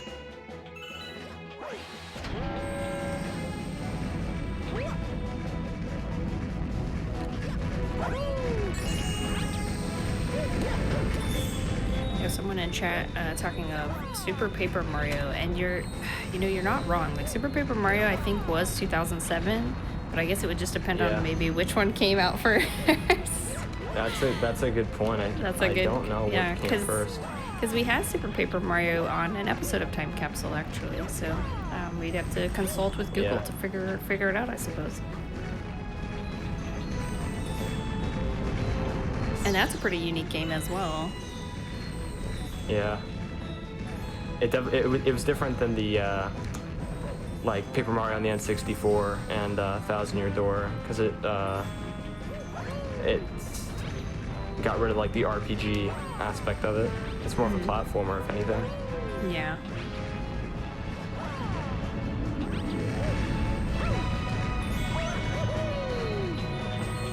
Do you speedrun, you were talking about Mario 64 earlier. Do you speedrun a lot of Mario games, or what would you say, like, what are your favorite games to run? I speedrun mainly this and SM64. Okay, yeah. I've also messed around a little bit with Galaxy 2 and Sunshine, but like I wouldn't. But like Mario games wouldn't are like say, your main thing. Well, I wouldn't say that Galaxy 2 and Sunshine. I haven't put enough time into it where I would like say that I run those games. You know what I mean? Oh, Like, okay, yeah, that's fair. Just kind of There. dabbling. Yeah. Yeah. All right, so there's actually 3 green stars in this game. They're not really important for any percent, but since Luigi gave me a green star, I got sent back to the center, which is convenient because I can just, from the center of the observatory, I can just go to bedroom.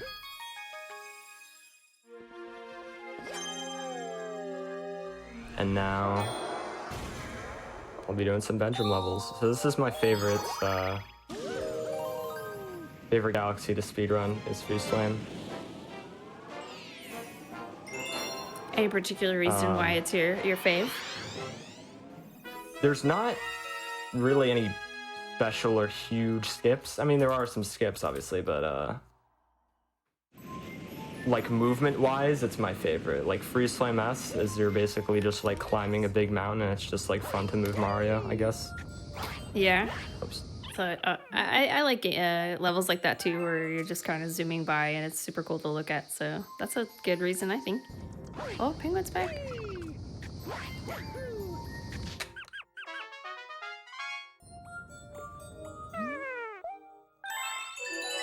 When the chat asks, what category do you run in SM64? I mainly run...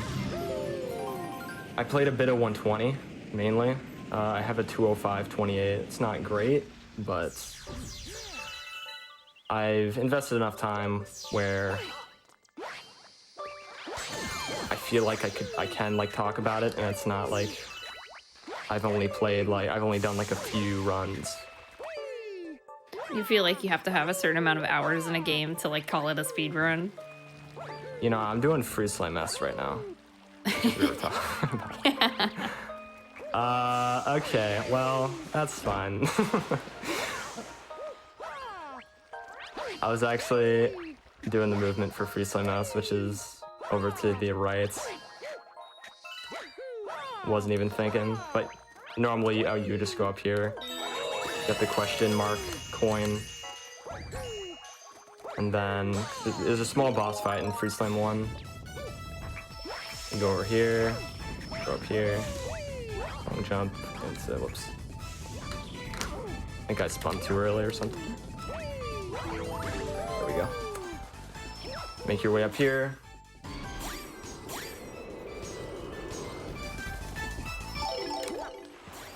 Whoops.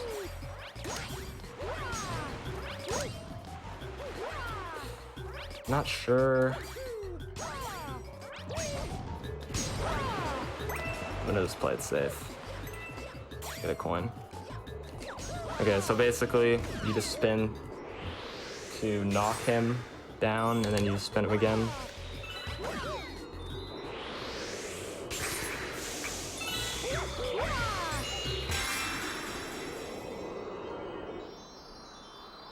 Pretty quick boss fight. Very nice. Alright, so that was a pretty embarrassing mistake, but we're fine.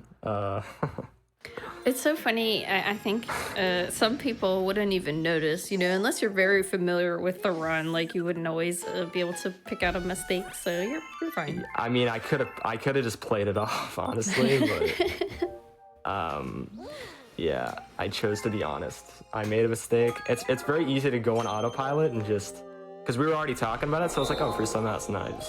Oh yeah, I yeah. don't know. And yeah, but it's okay, I guess. We're still rolling along.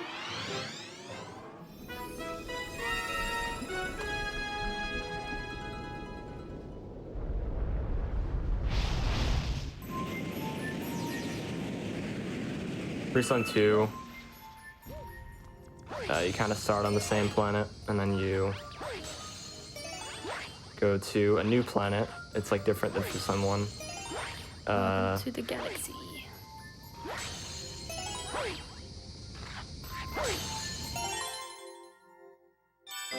I always found it interesting that in some parts of the Japanese version are written in English. Like, welcome to the galaxy. I wonder if, like, I guess, like, I was gonna say I wonder if, like, some things don't translate well, but I feel like they could translate that if they wanted to. Yeah. Maybe it's a style choice. Yeah.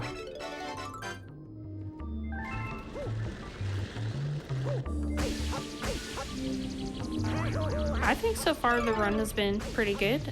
Dayton just has, made a couple of mistakes here and there, beating himself up, but I've been having a good time. Thanks everybody for joining us. Alright, so what I just did, it was basically a lava boost down to the end section. Normally you'd have to go through a bunch of sections on that planet, but you can kind of just lava boost down to the end. Oh, that was pretty cool, actually. Yeah, basically there's like a wall-shaped thing, so it's so it gives you like a lot of speed when you touch it, and then you just have to like adjust so that you're kind of aiming towards the end section.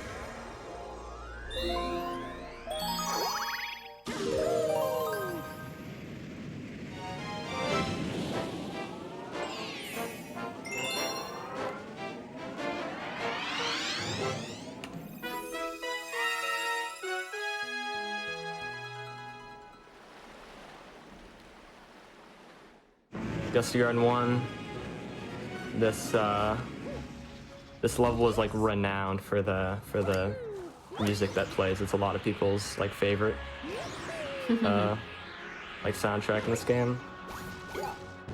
And the melody in this song became used for in like other Nintendo games.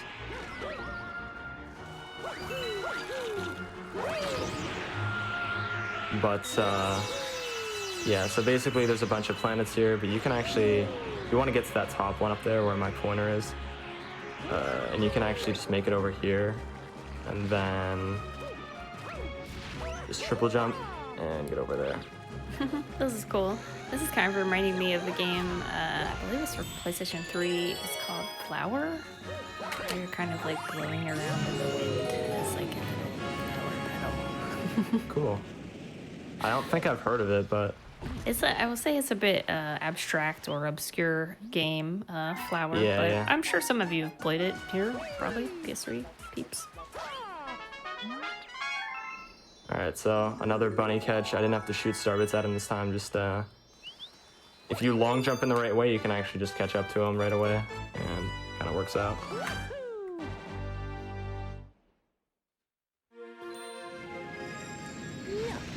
Oh yeah, so the reason that I'm kind of alternating between Free Slim and Gusty Garden is because of, you know how like every time you enter a galaxy, there's the stars that kind of like appear on screen, like on the star select screen. And so basically the goal is to have as many of those stars appear on screen as possible. So it's important to push the comets, or it's important to do the comets as late as you can, so that a less number of stars appear on screen on the star select. screen. It doesn't like lose that much, but it's worth the time save considering it's just like a little route order change or like a level order change. Yeah, things like that add up too, so if you can get them, that's good. Yeah.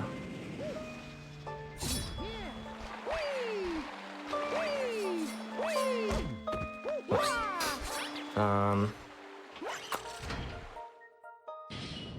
Yeah, so Freeze Flame 3 on that first planet.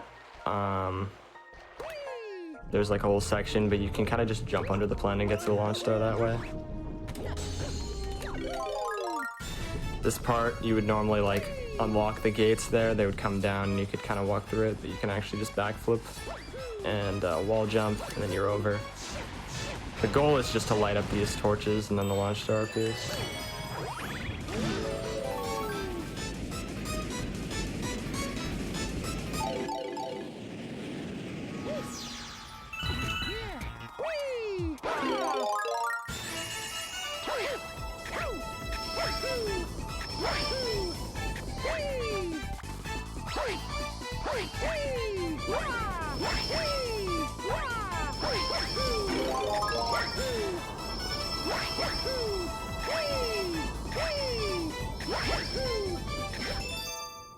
That section, just some quick movement to the star.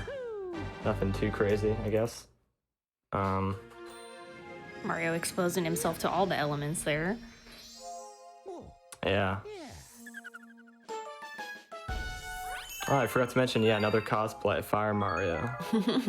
I think that was when he was introduced in Freeze Flame 2. You know what I would love for someone to do? Go through every Mario game, figure out what Mario is cosplaying as, and calculate all the cosplays. Like, I want to know how many he has he's done. I mean, I would take a while. Like, I feel like I could rattle off maybe 10 off the top of my head, but like, I know he's definitely got more. Yeah.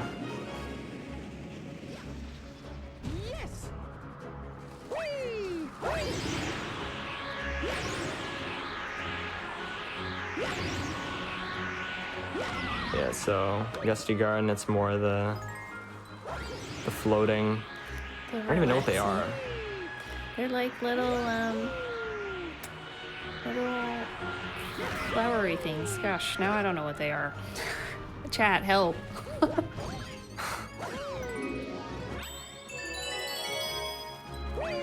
kind of remind me of those things that fall off the tree. It might be the maple spinners, like they kind of just like spin down and they're like. Oh, the maple keys, yeah.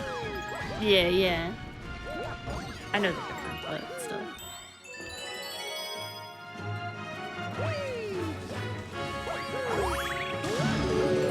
But yeah, there's 3 moles on that planet there.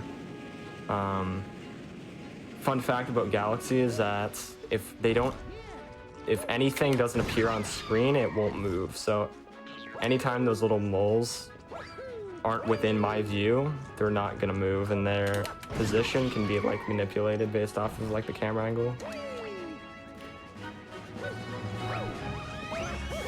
And that camera angle, entering that planet when I entered the Sling Star, it worked out pretty well because the 2 moles were in like a good place, I guess.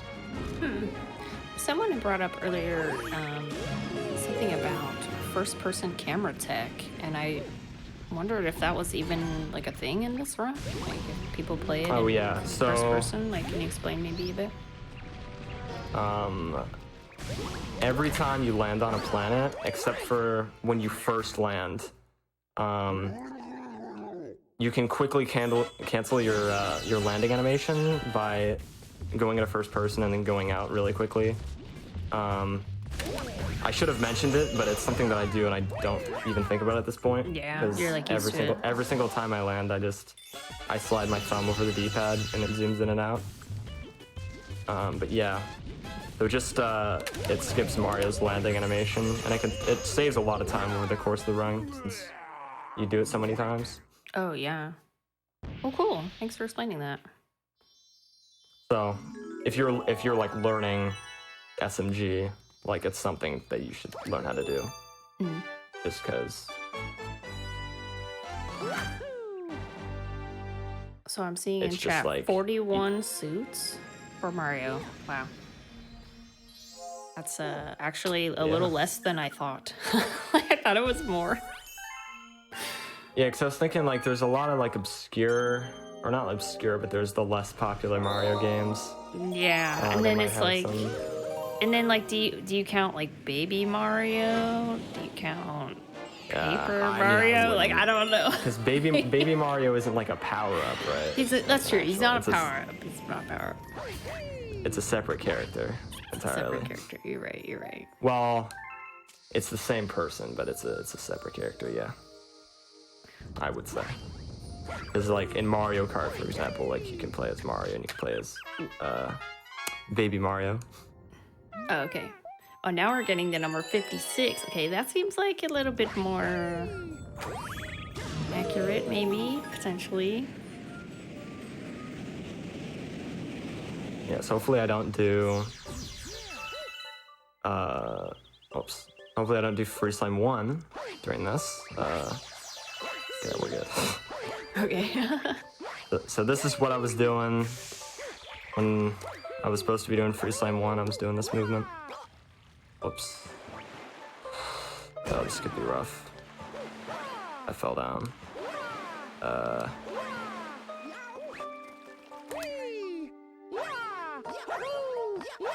we're fine. So...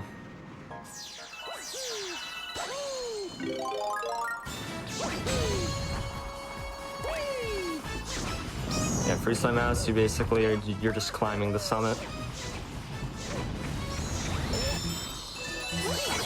Whoops.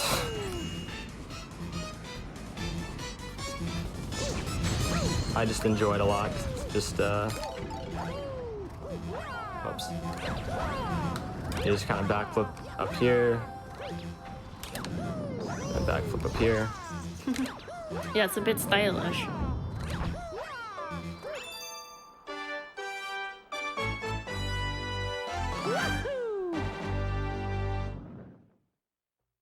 Not to mention, like, the actual level itself looks really cool. Like, the sky and everything looks really nice in this level.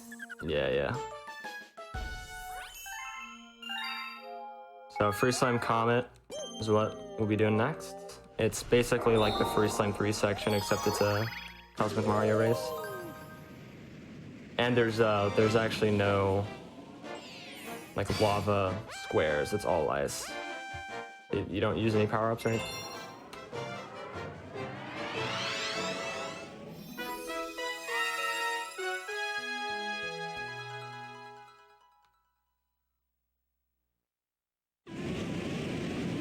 Oh yeah, and I should have also mentioned you can get like a boost in the Cosmic Mario race by you crouch on 2 and then you press A on go. Oh, so it's kind of like Mario Kart in a way, where you like have to time it right. Yeah, a little bit. Neat. That's a good boost.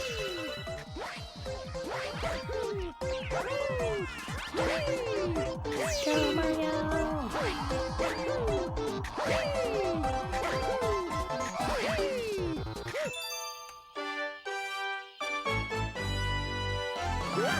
That was a good one. That was really nice. Well done. Yeah, I think that went pretty well. Oh, now y'all are bringing up the classic Mario Saturday Morning TV series. Oh, that's costumes. Is that like the Super Mario World show, stuff like that? Yeah, it was called, I think, the Super Mario Brothers Super Show. It had live action, mixed with the cartoon. Yeah. It was quite a show. They had some special guests from time to time. But overall, pretty entertaining from what I recall. It was interesting too because they didn't just have like Mario cartoon. It was also like a Zelda cartoon as well. Maybe one other, but it might have just been those two, Mario and Zelda. So I do think that's kind of neat that they decided to make a show about it, just at all. kind of fun. And then actually yesterday or the day before, I found some choose your own adventure books that were like Mario themed. It's like, you know, you're face to face with a Goomba and he's got a, you know, mushroom gun. What do you do? And then it's like, okay, you move to the left, turn to page 68. It's like, oh, you didn't move correctly. You're dead now. It's like, and then the book just stops. Like you have to keep choosing your own adventure until you find the right one, I guess. Yeah.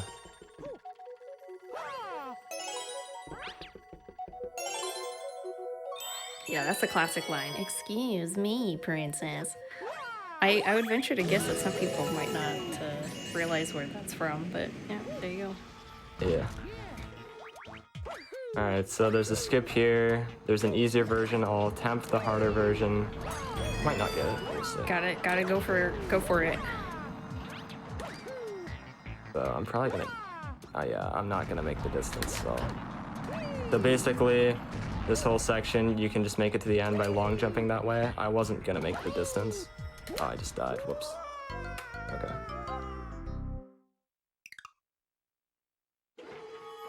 Yeah, that's fine. Yeah, no worries.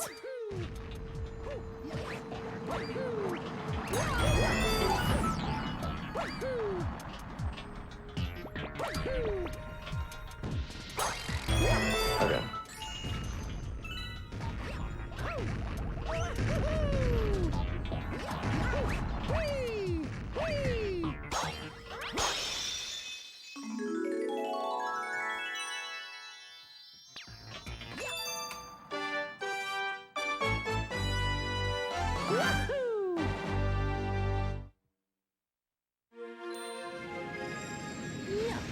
Alright, so now I'll be doing Gusty Garden Comet. It's basically the Gusty Garden 2 fight, except I can't get hit, so maybe I will.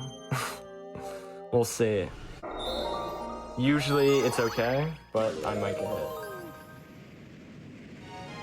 I guess this fight is actually a good example of RNG that happens in the ROM. There's not much RNG, but this is one of the things. When you're fighting the Major Burrows, I think is his name, he comes out of the ground at like a random location, and well, you'll see. So the first phase is like, it's pretty straightforward because he's kind of just moving. But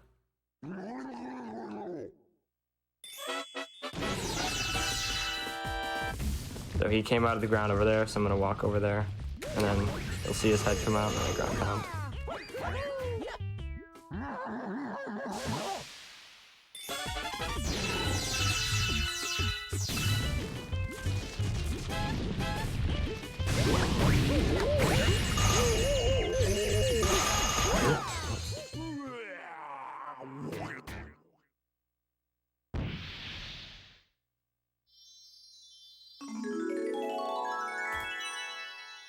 And he's gone.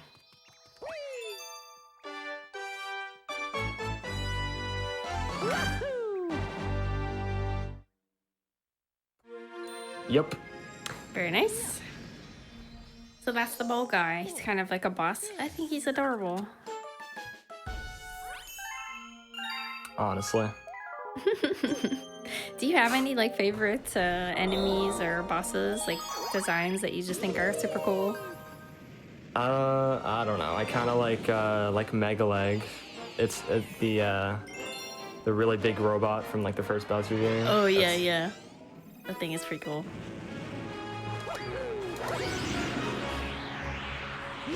Yeah, Gusty Garden S, you just get these coins, which will give you a rainbow star, and then you can, there's like a golden chomp. Whoops, that was, what am I doing? Okay, so I should have let go of the thing closer to the planet so that I can, because you can just land on it instead of having to take the vine like I just did. I gotcha. So yeah, break the golden chomp, and then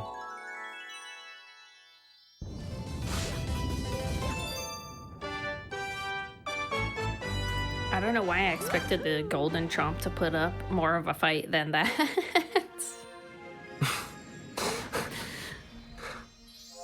were you expecting like a boss fight or something? Yeah, I guess like I don't know, like it's like one of the first levels in Super Mario 64 where there's like the chain chomp that used to terrify me as a kid, and I'm just like thinking of that. Yeah, I guess they usually like move, so it's Yeah. so it's expected, I guess. But Exactly. nah, it just has the design of a chomp, but it's just golden. It doesn't really It's like it a chocolate truffle. Yeah. So Honey Climb, it's kind of just a bird's eye view. Well, I don't know if I'd call it that, but Looks like a civilization, kinda. but there's a glitch here, as I just did. You can jump and spin off the wall, and Mario will get a huge kind of speed boost, and you can just go up to the launch star. That's awesome. You can't really do it in this section because it's more of like you're going to the right. Oh yeah. So you're not like going upward. But in the third section, I'll do it a little bit. Yeah, the first section was awesome.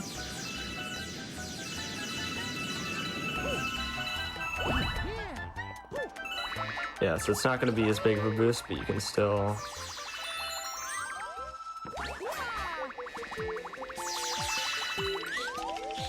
Oh, whoops.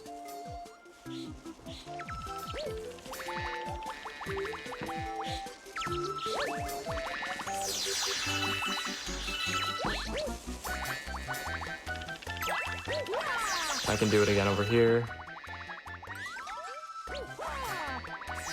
And over here.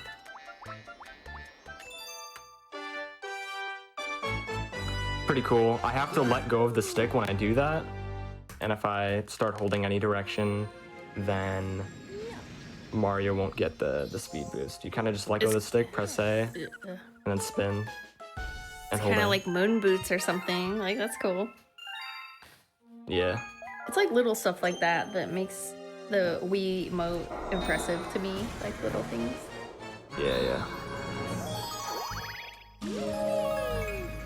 Alright, so second Bowser fight. There's some skips here. Hopefully I get them first try. Fingers crossed. I gotta wonder, like, Bowser, flipping between Bowser and Bowser Jr. fights, it's like Bowser just yelling at Bowser Jr. like, you didn't do it right, I guess I'll have to take care of it. Yeah. Then them just like switching back and forth, like, get one more chance, kid. Gets many chances. Yeah. You got 3. And I guess probably in like other games. Yeah. It's weird, but I actually don't remember Bowser Jr. in like that many games, but maybe I just like can't think right now. I think he started in in Sunshine. Okay, because it's like I can think of all the various Koopa cousins, but for some reason the Bowser Jr. just like completely blows past my brain. Well, there's like Baby Bowser. I think it's a different character, but that's in Mario World 2. But I don't think that's the same character. Yeah, maybe different. So basically, there's a death plane here and a wall. Okay, yeah, never mind. What? Okay. I didn't think I'd wall jump there. But basically, there's a death plane and a wall, and there's a small space where you can go in between. Okay. I'm just not gonna go for it because if you die, you start all the way back here, and it'll just it only saves like a few seconds. But there's still another skip here.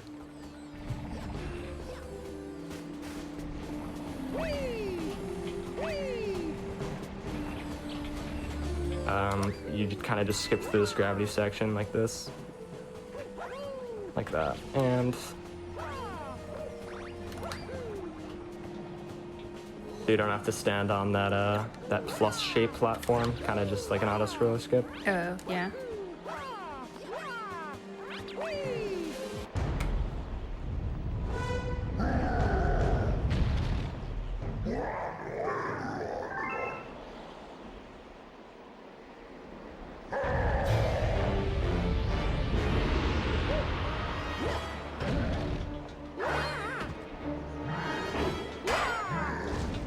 Alright, so Bowser has changed his attack technique. He, in the first Bowser fight, he kind of just jumped and shot fireballs. This time he shoots fireballs and he starts spinning at you. So yeah, you can just cancel his spins like that, and then you kind of just want him to jump into the glass things like you would in the first fight.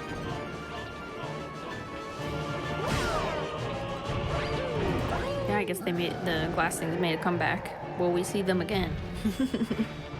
Yeah. You never know. For a third time.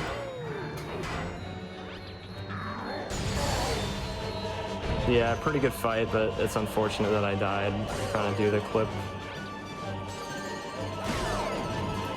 All good.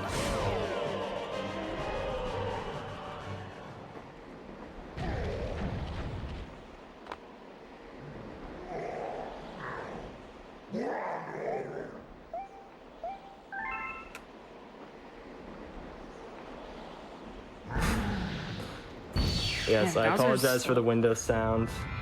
I didn't hear anything. It was just Windows telling me that it couldn't install updates, so I'll have to take a look at that after.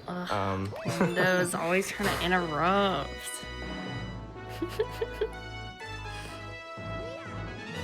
I guess since we are approaching the 2-hour mark, I just want to say big thanks to all of our subscribers for making this show, Time Capsule, and other Hotfix shows possible. If you have an Amazon Prime account, did you know that you can subscribe to any Twitch channel of your choice every month for free? So please consider using your Prime Gaming account to subscribe to our channel here on GDQ Twitch channel.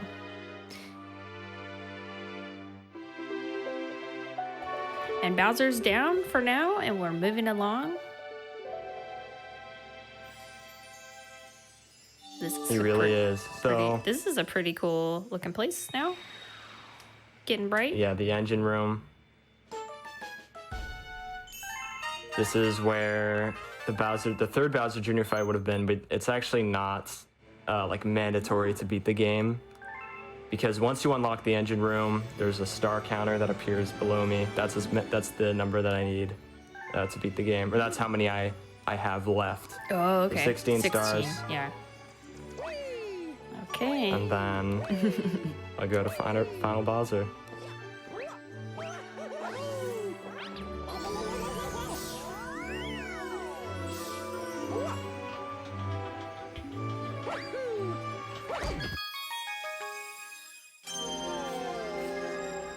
So first we'll be going to Gold Leaf. It's the Honey Hive copy. You said it's called Gold Leaf? Yeah. Okay. But it's you'll see. It's it's kind of similar. It's similar to Honey Hive a little bit. So maybe just a little bit more sparkly. yeah. Basically just Honey Hive with a few things changed, and it's flipped, and there's a texture difference. They were like, all right, what can we do? You know, we're getting a little tired. Let's just slap a couple different textures on here and call it a day. Yeah. Hey, whatever works. So there's a little backflip here. Might mess it up. Try not to, but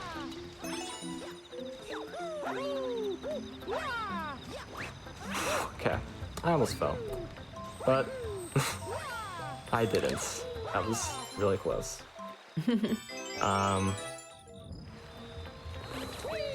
But yeah, so basically you just get those star chips, and it gives you pull stars and the launch stars, so you can get to this bunny. It's just like the gateway bunnies. You just do it with star bits.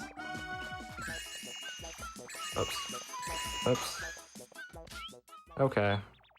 I thought I was in trouble there because I was gonna run out of star bits to shoot him with, but it worked out. Okay. Yeah. So we're fine. We're fine. Nice.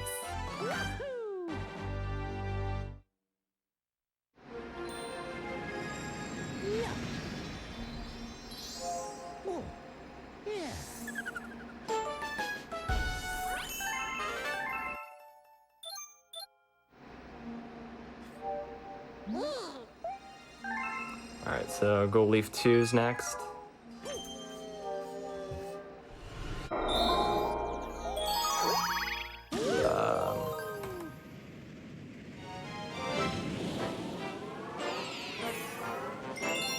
This one's a little bit different than Gold Leaf 1.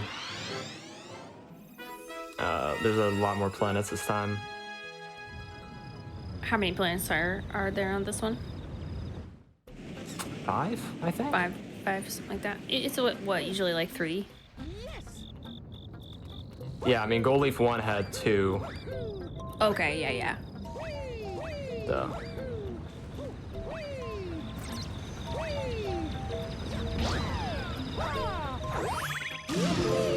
So the whole point of this level is to get Cataquax to boost you up to the next planet, but of course you can just triple jump over.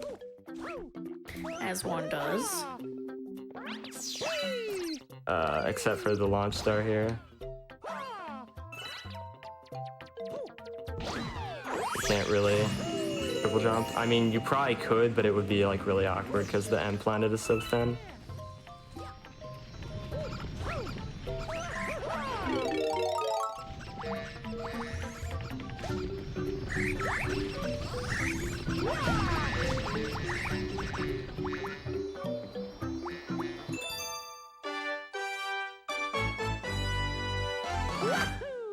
Yeah, so basically, when you get B Mario there, you kind of have to go the other way and kind of go up this tower.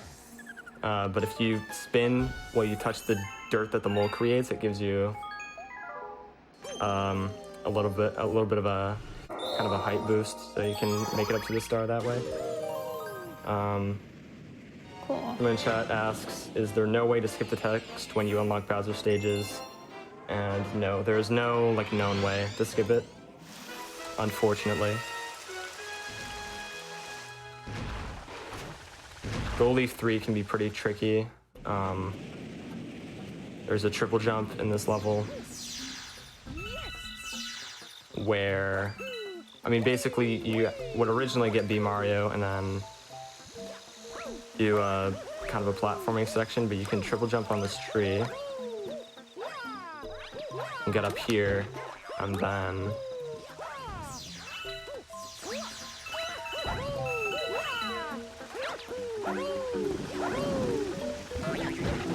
you can do this whole section without B Mario.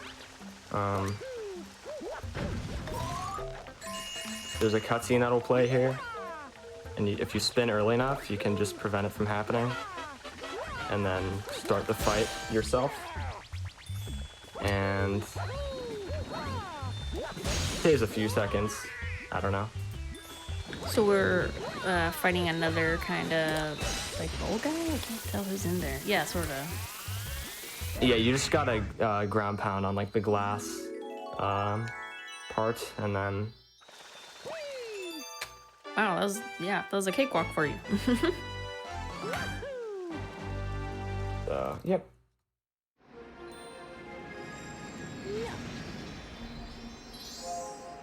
It's actually quite a bit easier to do that fight if you get the cutscene skip. Because if you do, then he doesn't really move the entire fight, so he's not gonna... Because normally he would try and shoot like water bubbles at you, and you can get hit. You won't take any damage, it just knocks you back. So does it kind of like glitch him out a bit, or he's just like slower to react when you get him in that, if you skip the cutscene? He just sits there. He doesn't attack or anything. Oh, that's cool. So that's why it may have looked really easy. Yeah, that's a pretty nice little skip then. Yeah. Save some time, plus got the perk of just, you know. Relaxing, basically. Yeah. Toy Time 1 is one of my fave levels. Oh, it's called Toy Town. Toy Time. Toy Time. But yeah. Cool. But yeah, these first few planets are just are kind of cool, I guess. But the real fun part for me is the ending movements. Because mainly what happens is you would normally have to climb up this big robot, go through like a bunch of sections, but you can just go on the right side of it and kind of just wall jump up there without having to deal with any of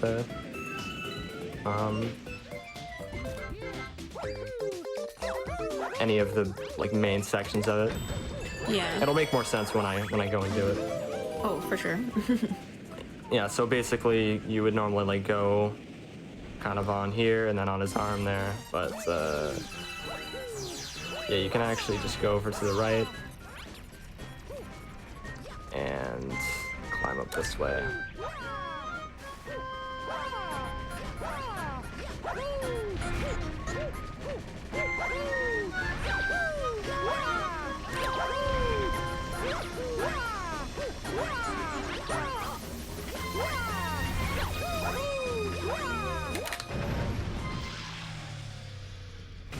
Boom. But yeah.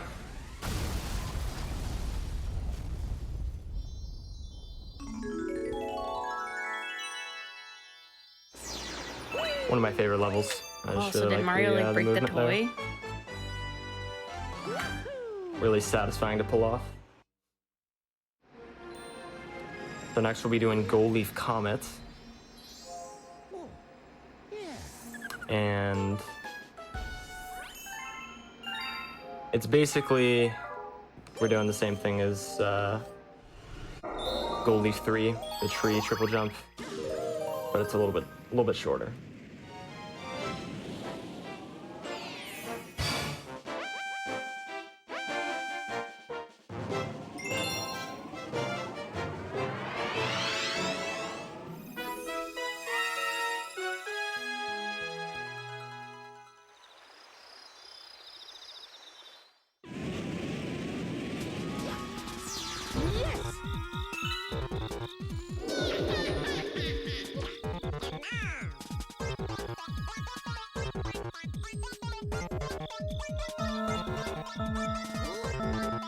Yeah, so you get the boost as you normally would. Cosmic Races. Make your way up here. Whoops. I actually have a harder time with this triple jump than the one in Gold Leaf 3, even though this one is technically easier, because the camera is a lot more like lenient, I guess. It's a lot less awkward. But backed it up well. Someone pointed out we missed out on everyone's favorite power-up, Spring Mario. Yeah, so I think the only level I do that even has Spring Mario in it is Toy Time 1, but I don't ever need Spring Mario anyway to beat the level, unfortunately.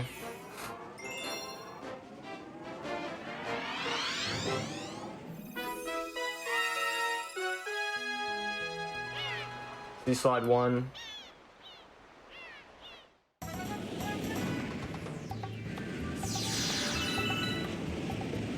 You kind of just go and talk to the shark here, I guess.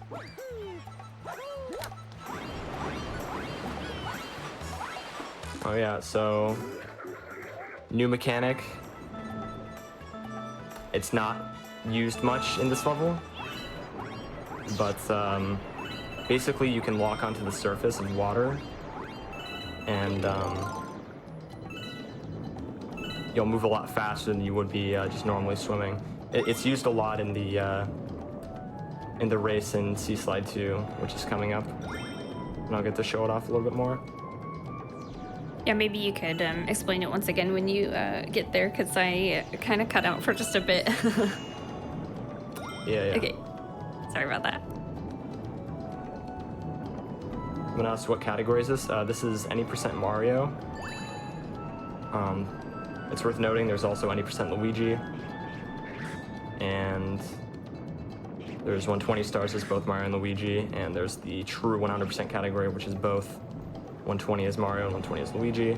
And then there's a secret star that you unlock at the end, which you do as both Mario and Luigi. So you get 242 stars in total. Super long category. It's close to 12 hours. I think it's 11:47:57 is world record. Ooh, that's a hefty speed run. Oh yeah. It's basically your whole day is invested into doing that.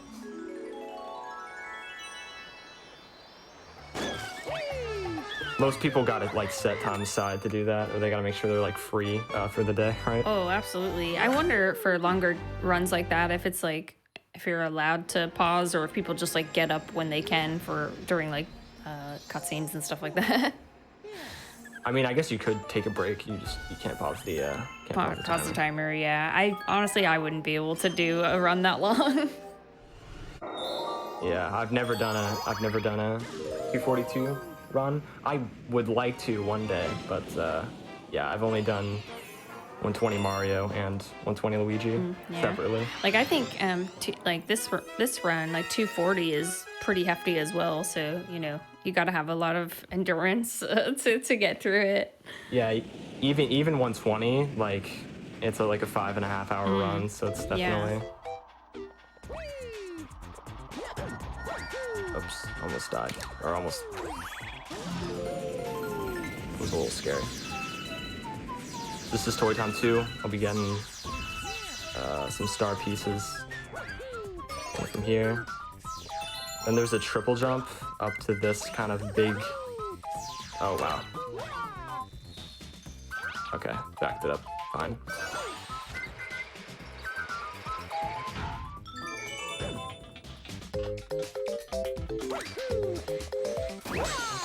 But yeah, you can, if you have enough height, you can just make it up to that screw.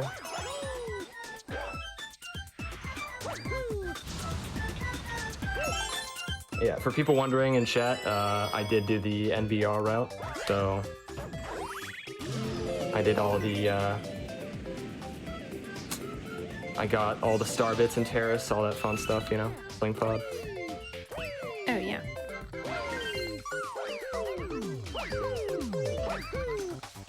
It used to not be a concern at all, like on the older route, because you wouldn't really have to worry about star bits until, because you still have to do sweet, so really all you have to worry about is getting 400 before then. Can I ask, like, since you started running this game, like, have you seen the route change very much? Like, how drastically has it changed since the beginning when you started? The NBR route has been a thing for like a year, but people are now just kind of beginning to switch. But yeah, when I started, the older route called Pushback was the main route. I forget why it's called Pushback. I'm pretty sure it's because... it's been too long. Well, I mean, I wasn't even around when... Yeah. Or I guess I was watching, but I wasn't running back when anything like before Pushback was a thing. But I'm pretty sure it's called Pushback because Space Junk Comet was later into the run, and it got pushed back earlier on. I think that's why, but don't take my word for it. Possible fun facts. Yeah, possible fun fact. Yeah, this is the Sea Slide 2 race. You can get a surface swim right at the beginning. Let's see if I land it. Okay, I didn't get it. But...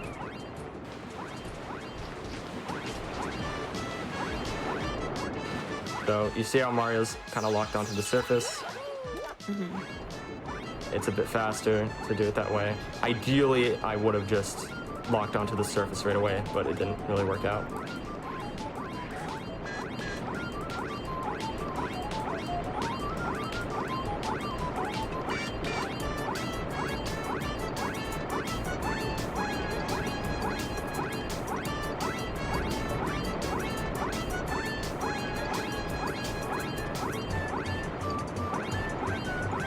So yeah, so there's a section where I was swimming underwater there, but as I'm approaching the end here, I'll lock on back to the surface and 2 more surface swims.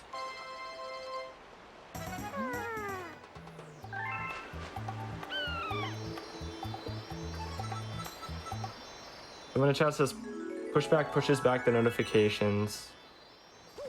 Yeah, that makes sense. Because, yeah. Okay. Well, good to know.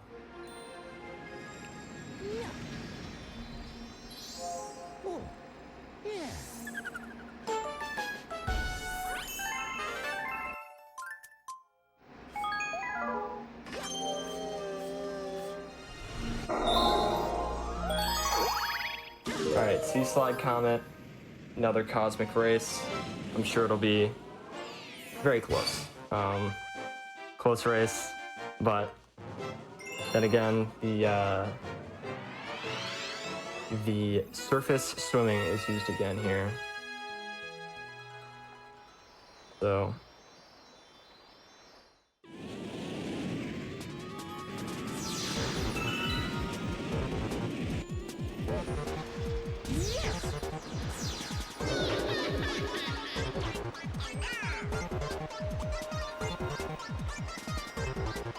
So again, I'll be doing...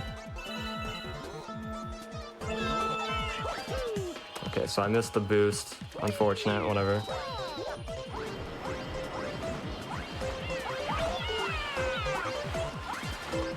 So I can kind of just surface swim through this whole section.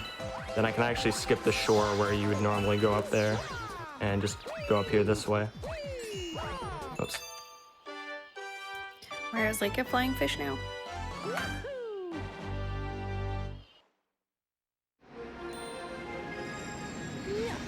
Sorry, what'd you say? Said he's like a little flying fish now. Yeah.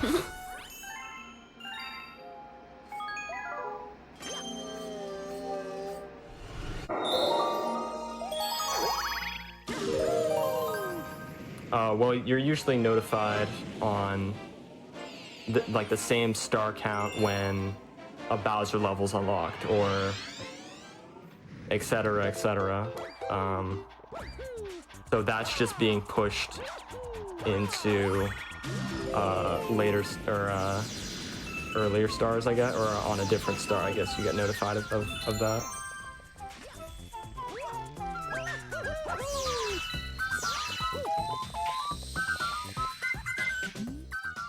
Okay, so this is Toy Time Secret. We'll be feeding a Luma.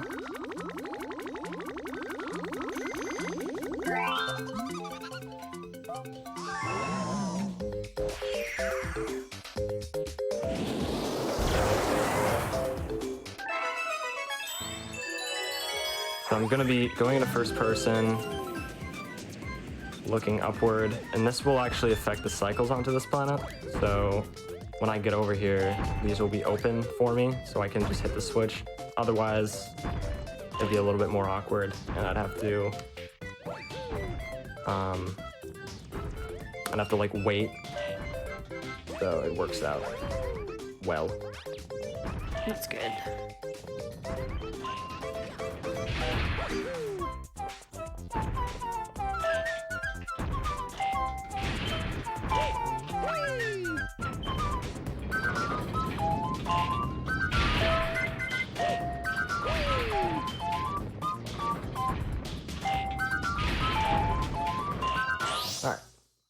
Yeah, those red platforms can be annoying, but you can actually just go up to the corner of them, and you can still touch the flip switch anyway.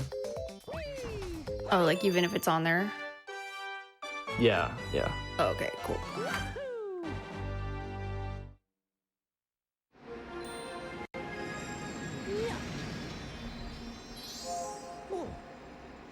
So Tour Time Comet, it's kind of like the same thing as Beach Bowl Comet. Everything will be... all the enemies will be moving a bit faster, so cycles will behave a bit differently.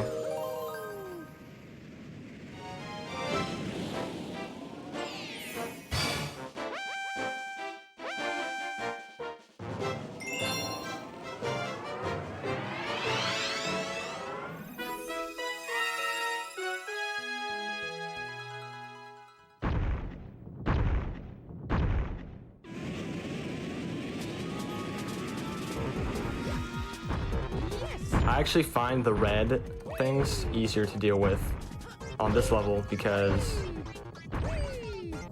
In Toy Time Secret, they just kind of stay there for a long time, but in this level, it's like easy for them to like stay out of your way.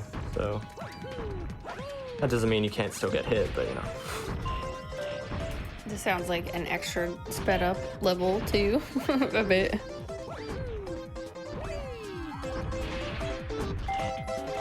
Yeah, I can kind of just jump, and then they're so fast that I can just jump over them.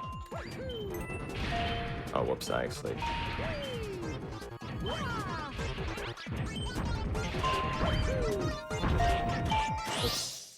Okay. Nice.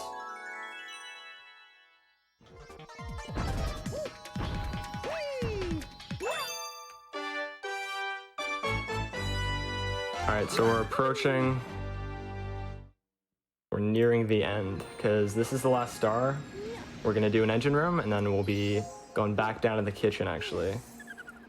And then going back into Terrace to do one last Luigi mission, and then, yeah, and that'll be it. Is Luigi stuck again?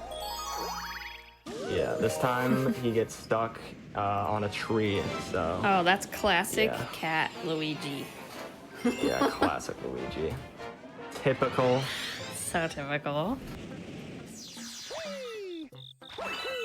Oh no, guys, I'm running out of battery. Will it last the rest of the run? Oh, I just saw a photo. Do you have rechargeable batteries for your Wiimote? Yeah. Oh, okay, yeah.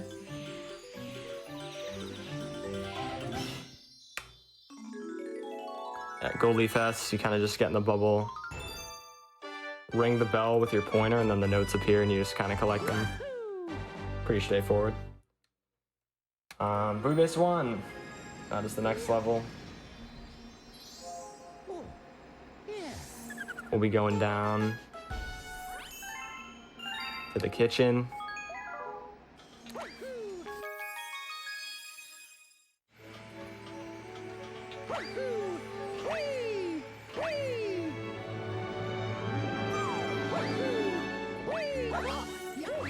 Alright. Yeah, first the phone battery, maybe it'll be Wiimote next. So I had a quick question for you. Sure. So if someone wanted to catch you again, you know, after today, do you have a streaming schedule? Schedule? No, not really. I kind of just go live when I Up in there. when I please. Okay. Twitch.tv/Dayton47 though. Shameless plug. Yeah, I was gonna say, for those of you watching, if you are enjoying the run, please make sure you follow our runner here. That is DAIDN47.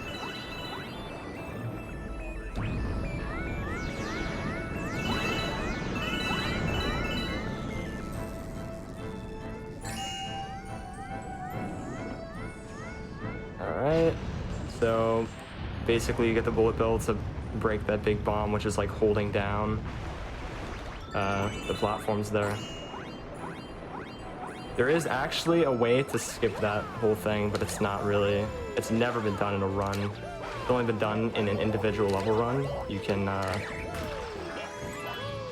kind of go in the water, and there's a penguin that can push you and give you like enough height to actually skip that entire sequence. That's cool. So basically, I'm just getting. Go ahead. Oh, you can go ahead. I was gonna say that straps like that are so maddening to me. Like, you want to do it in the full run, but it's just like not worth it, I guess, because it's too tough. Yeah. You can't. Yeah, it's like especially since it's like one of the last levels in the game. Yeah, exactly. But yeah, I was just saying we're just getting star chips, get the pull stars. You can actually do that without getting those star pieces as Luigi. By kind of bouncing on the spring and canceling the spring animation to bounce when the spring is kind of at its highest state, and you bounce on it again and it gives you enough height. Or oh gosh. Remember we were talking about like 2P strats and how it gives you that extra jump. You can actually you can skip getting those star pieces as Mario by homing ground pound and then doing a 2p jump up to that planet without having to grab the star chips. Oh, cool. Yeah, it's pretty cool.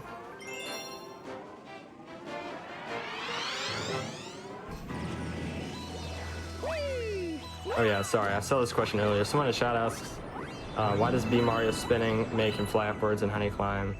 It's actually like, what's the word, like an anomaly? Like a runner just found it and posted it to Twitter, and I don't think it's really understood. I could be wrong though, but I'm pretty sure it's just It's like one of those things that just works. Yeah. You just jump and spin, hold A, let go of the stick. And yeah.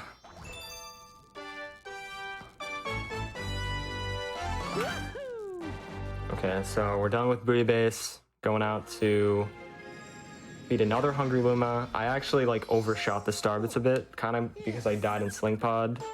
So I have a lot of extra star bits because I collected them after I died.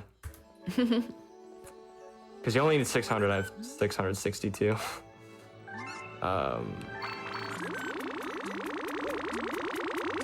Let's hope the Wiimote lasts. Yeah, a runner named Valu found it.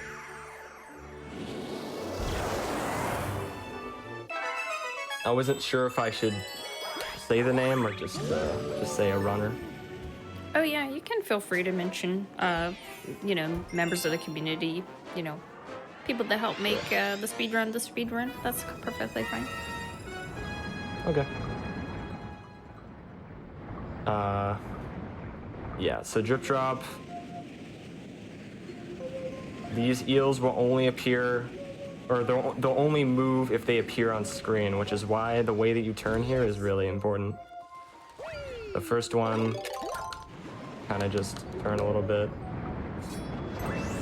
That was pretty bad. Not gonna lie. Wasn't going for the chest, but you can still get this one, and I'll go for what was supposed to be the third one. Yeah, so that's how it was supposed to work, but the way that you kind of turn there kind of affects where the eels are going to be when you hit them. Okay, that didn't hit. I don't know why I tried to do it with the green shell. It's honestly like way easier to do it with the red shell, because it's just a homing red shell. Or just a homing shell, I guess I mean. So yeah, not a huge deal, but like, drip drop is notorious for when you're on pace. It's very, very, it's a chokeable level, I guess you could say. Would you say it's like a especially with the reset nerves. also? I mean, normally when people get to that point, they don't really reset like this far in. They just kind of finish it out. But yeah, it's like in my PB, because I have my splits open right now, I lost, I think it said 37 or something. So yeah, I like messed up drip drop in my PB. All right, so I talked to Toad, one final Luigi mission, and then we'll have 60 stars. We did it, guys. We got him! Yeah, so Luigi's stuck in a tree. We're gonna go.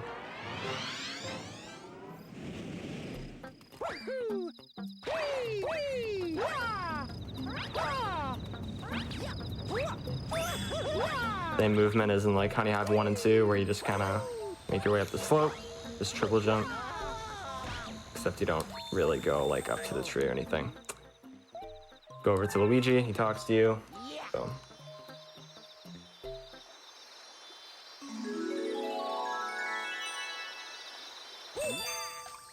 Pretty simple, pretty quick. He was trying to get the star at the top of the tree. Well, he already had the star. He was hiding in the tree because he was scared of because there's a bug enemy like nearby. So he's like, oh. I think that's the story. What a goof. Yeah. Yeah, here we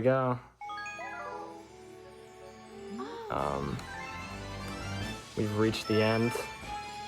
So we're gonna see Bowser for one last time. Yep. All right. A little bit of a cutscene. But I honestly, I kind of like the cutscene right before the end because it kind of gives you a chance to just like take a deep breath, I guess. Yeah, or like yawn. try to calm your nerves for the final fight. Yeah. So Especially since the cutscene starts off with no music, it kind of gives off that like a kind of calm before the storm. calm before the storm. Type. Yeah, yeah. Cool. Yeah, I guess I was gonna ask what Rosalina's been doing all this time, but I guess she's been gathering the resources. Well, I mean, I guess I'm the one gathering. Yeah, the you're resources. gathering. She's collecting them from you to do all this. Yeah, she's the one that has like the power. Yeah. She was just chilling, I guess, like the whole 2.5 hours. It's like, all right, thanks for doing all the work for me. I'm gonna get an A+ now.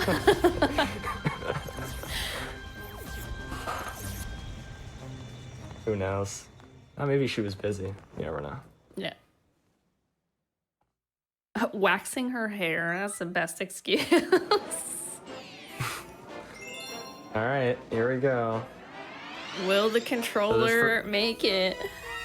Yeah, wow. Dude, if it dies, that would be it. This whole section, this whole first section, it's kind of broken off into cycles, or like, it's the whole thing is that the lights are on a cycle, and the lights kind of have a gravitational pull. So yeah, made it up okay. That's like I made the early cycle. Oops. Okay, I was supposed to jump there, but it just didn't happen. But yeah. So this fire planet, you would go the other way, or you would go forward, I guess, but you can just go around. There's a little bit of an invisible wall there, but you can just kind of avoid it. Pretty cool. Ice planet, straightforward stuff.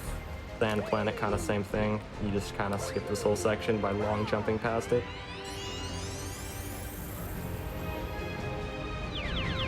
You don't really need to worry about Starbits in Bowser 3, because you're not working towards getting like a Hungry Luma or anything like that. Oh, whoops. So, you don't have to worry about it. Yeah, don't have to think about it. Personally, though, I like to keep 47 Starbits, just for whatever. Just because it's my number. Some people like to do it as well. Because of your number. Is there any, like, what's the story behind your username and the number and everything? I just liked the sound of it. There's not like there's not any lore.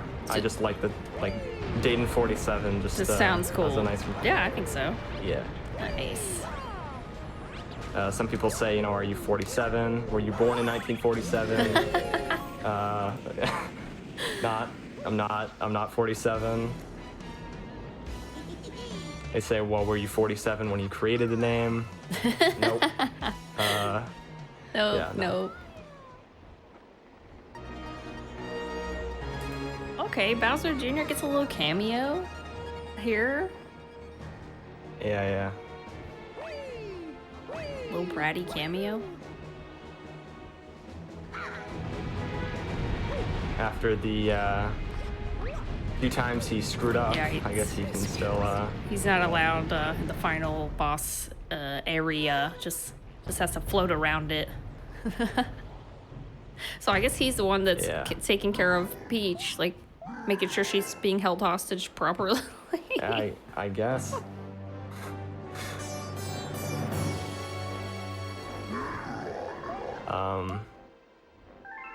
Yeah. I'm not 4'7". That is not the reason why. Pretty sure someone in chat that's what they're trying to say. Yeah, this fight is, it's honestly, it's not too hard actually for like a final battle. There's 3 different sections. The first one, he turns into this boulder, and you gotta hit like his face part of the boulder. second part, there's like the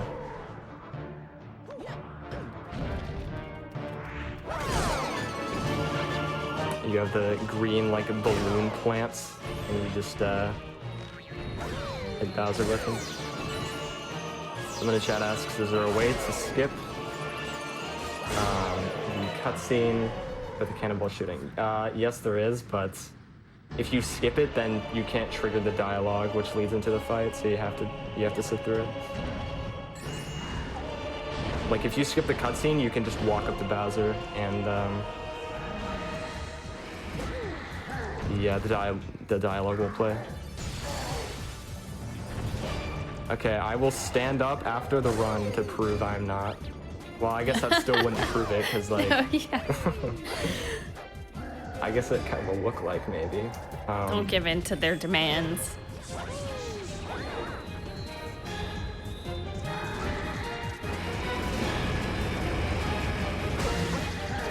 Alright. This is the last hit. But time doesn't end when I hit him. Time ends when I hit the, or when I touch the Grand Star at the end, so... I'll say when. Okay. Oh, whoops. It's usually around 43-ish seconds. So this should be, mid to 39. Alright, I'm gonna stand up. Hopefully you can see, most of me, here. That's... I'm not 7'4" either, not that tall. Oh, whoops. Okay. I accidentally just... Okay. Yeah, time coming up here.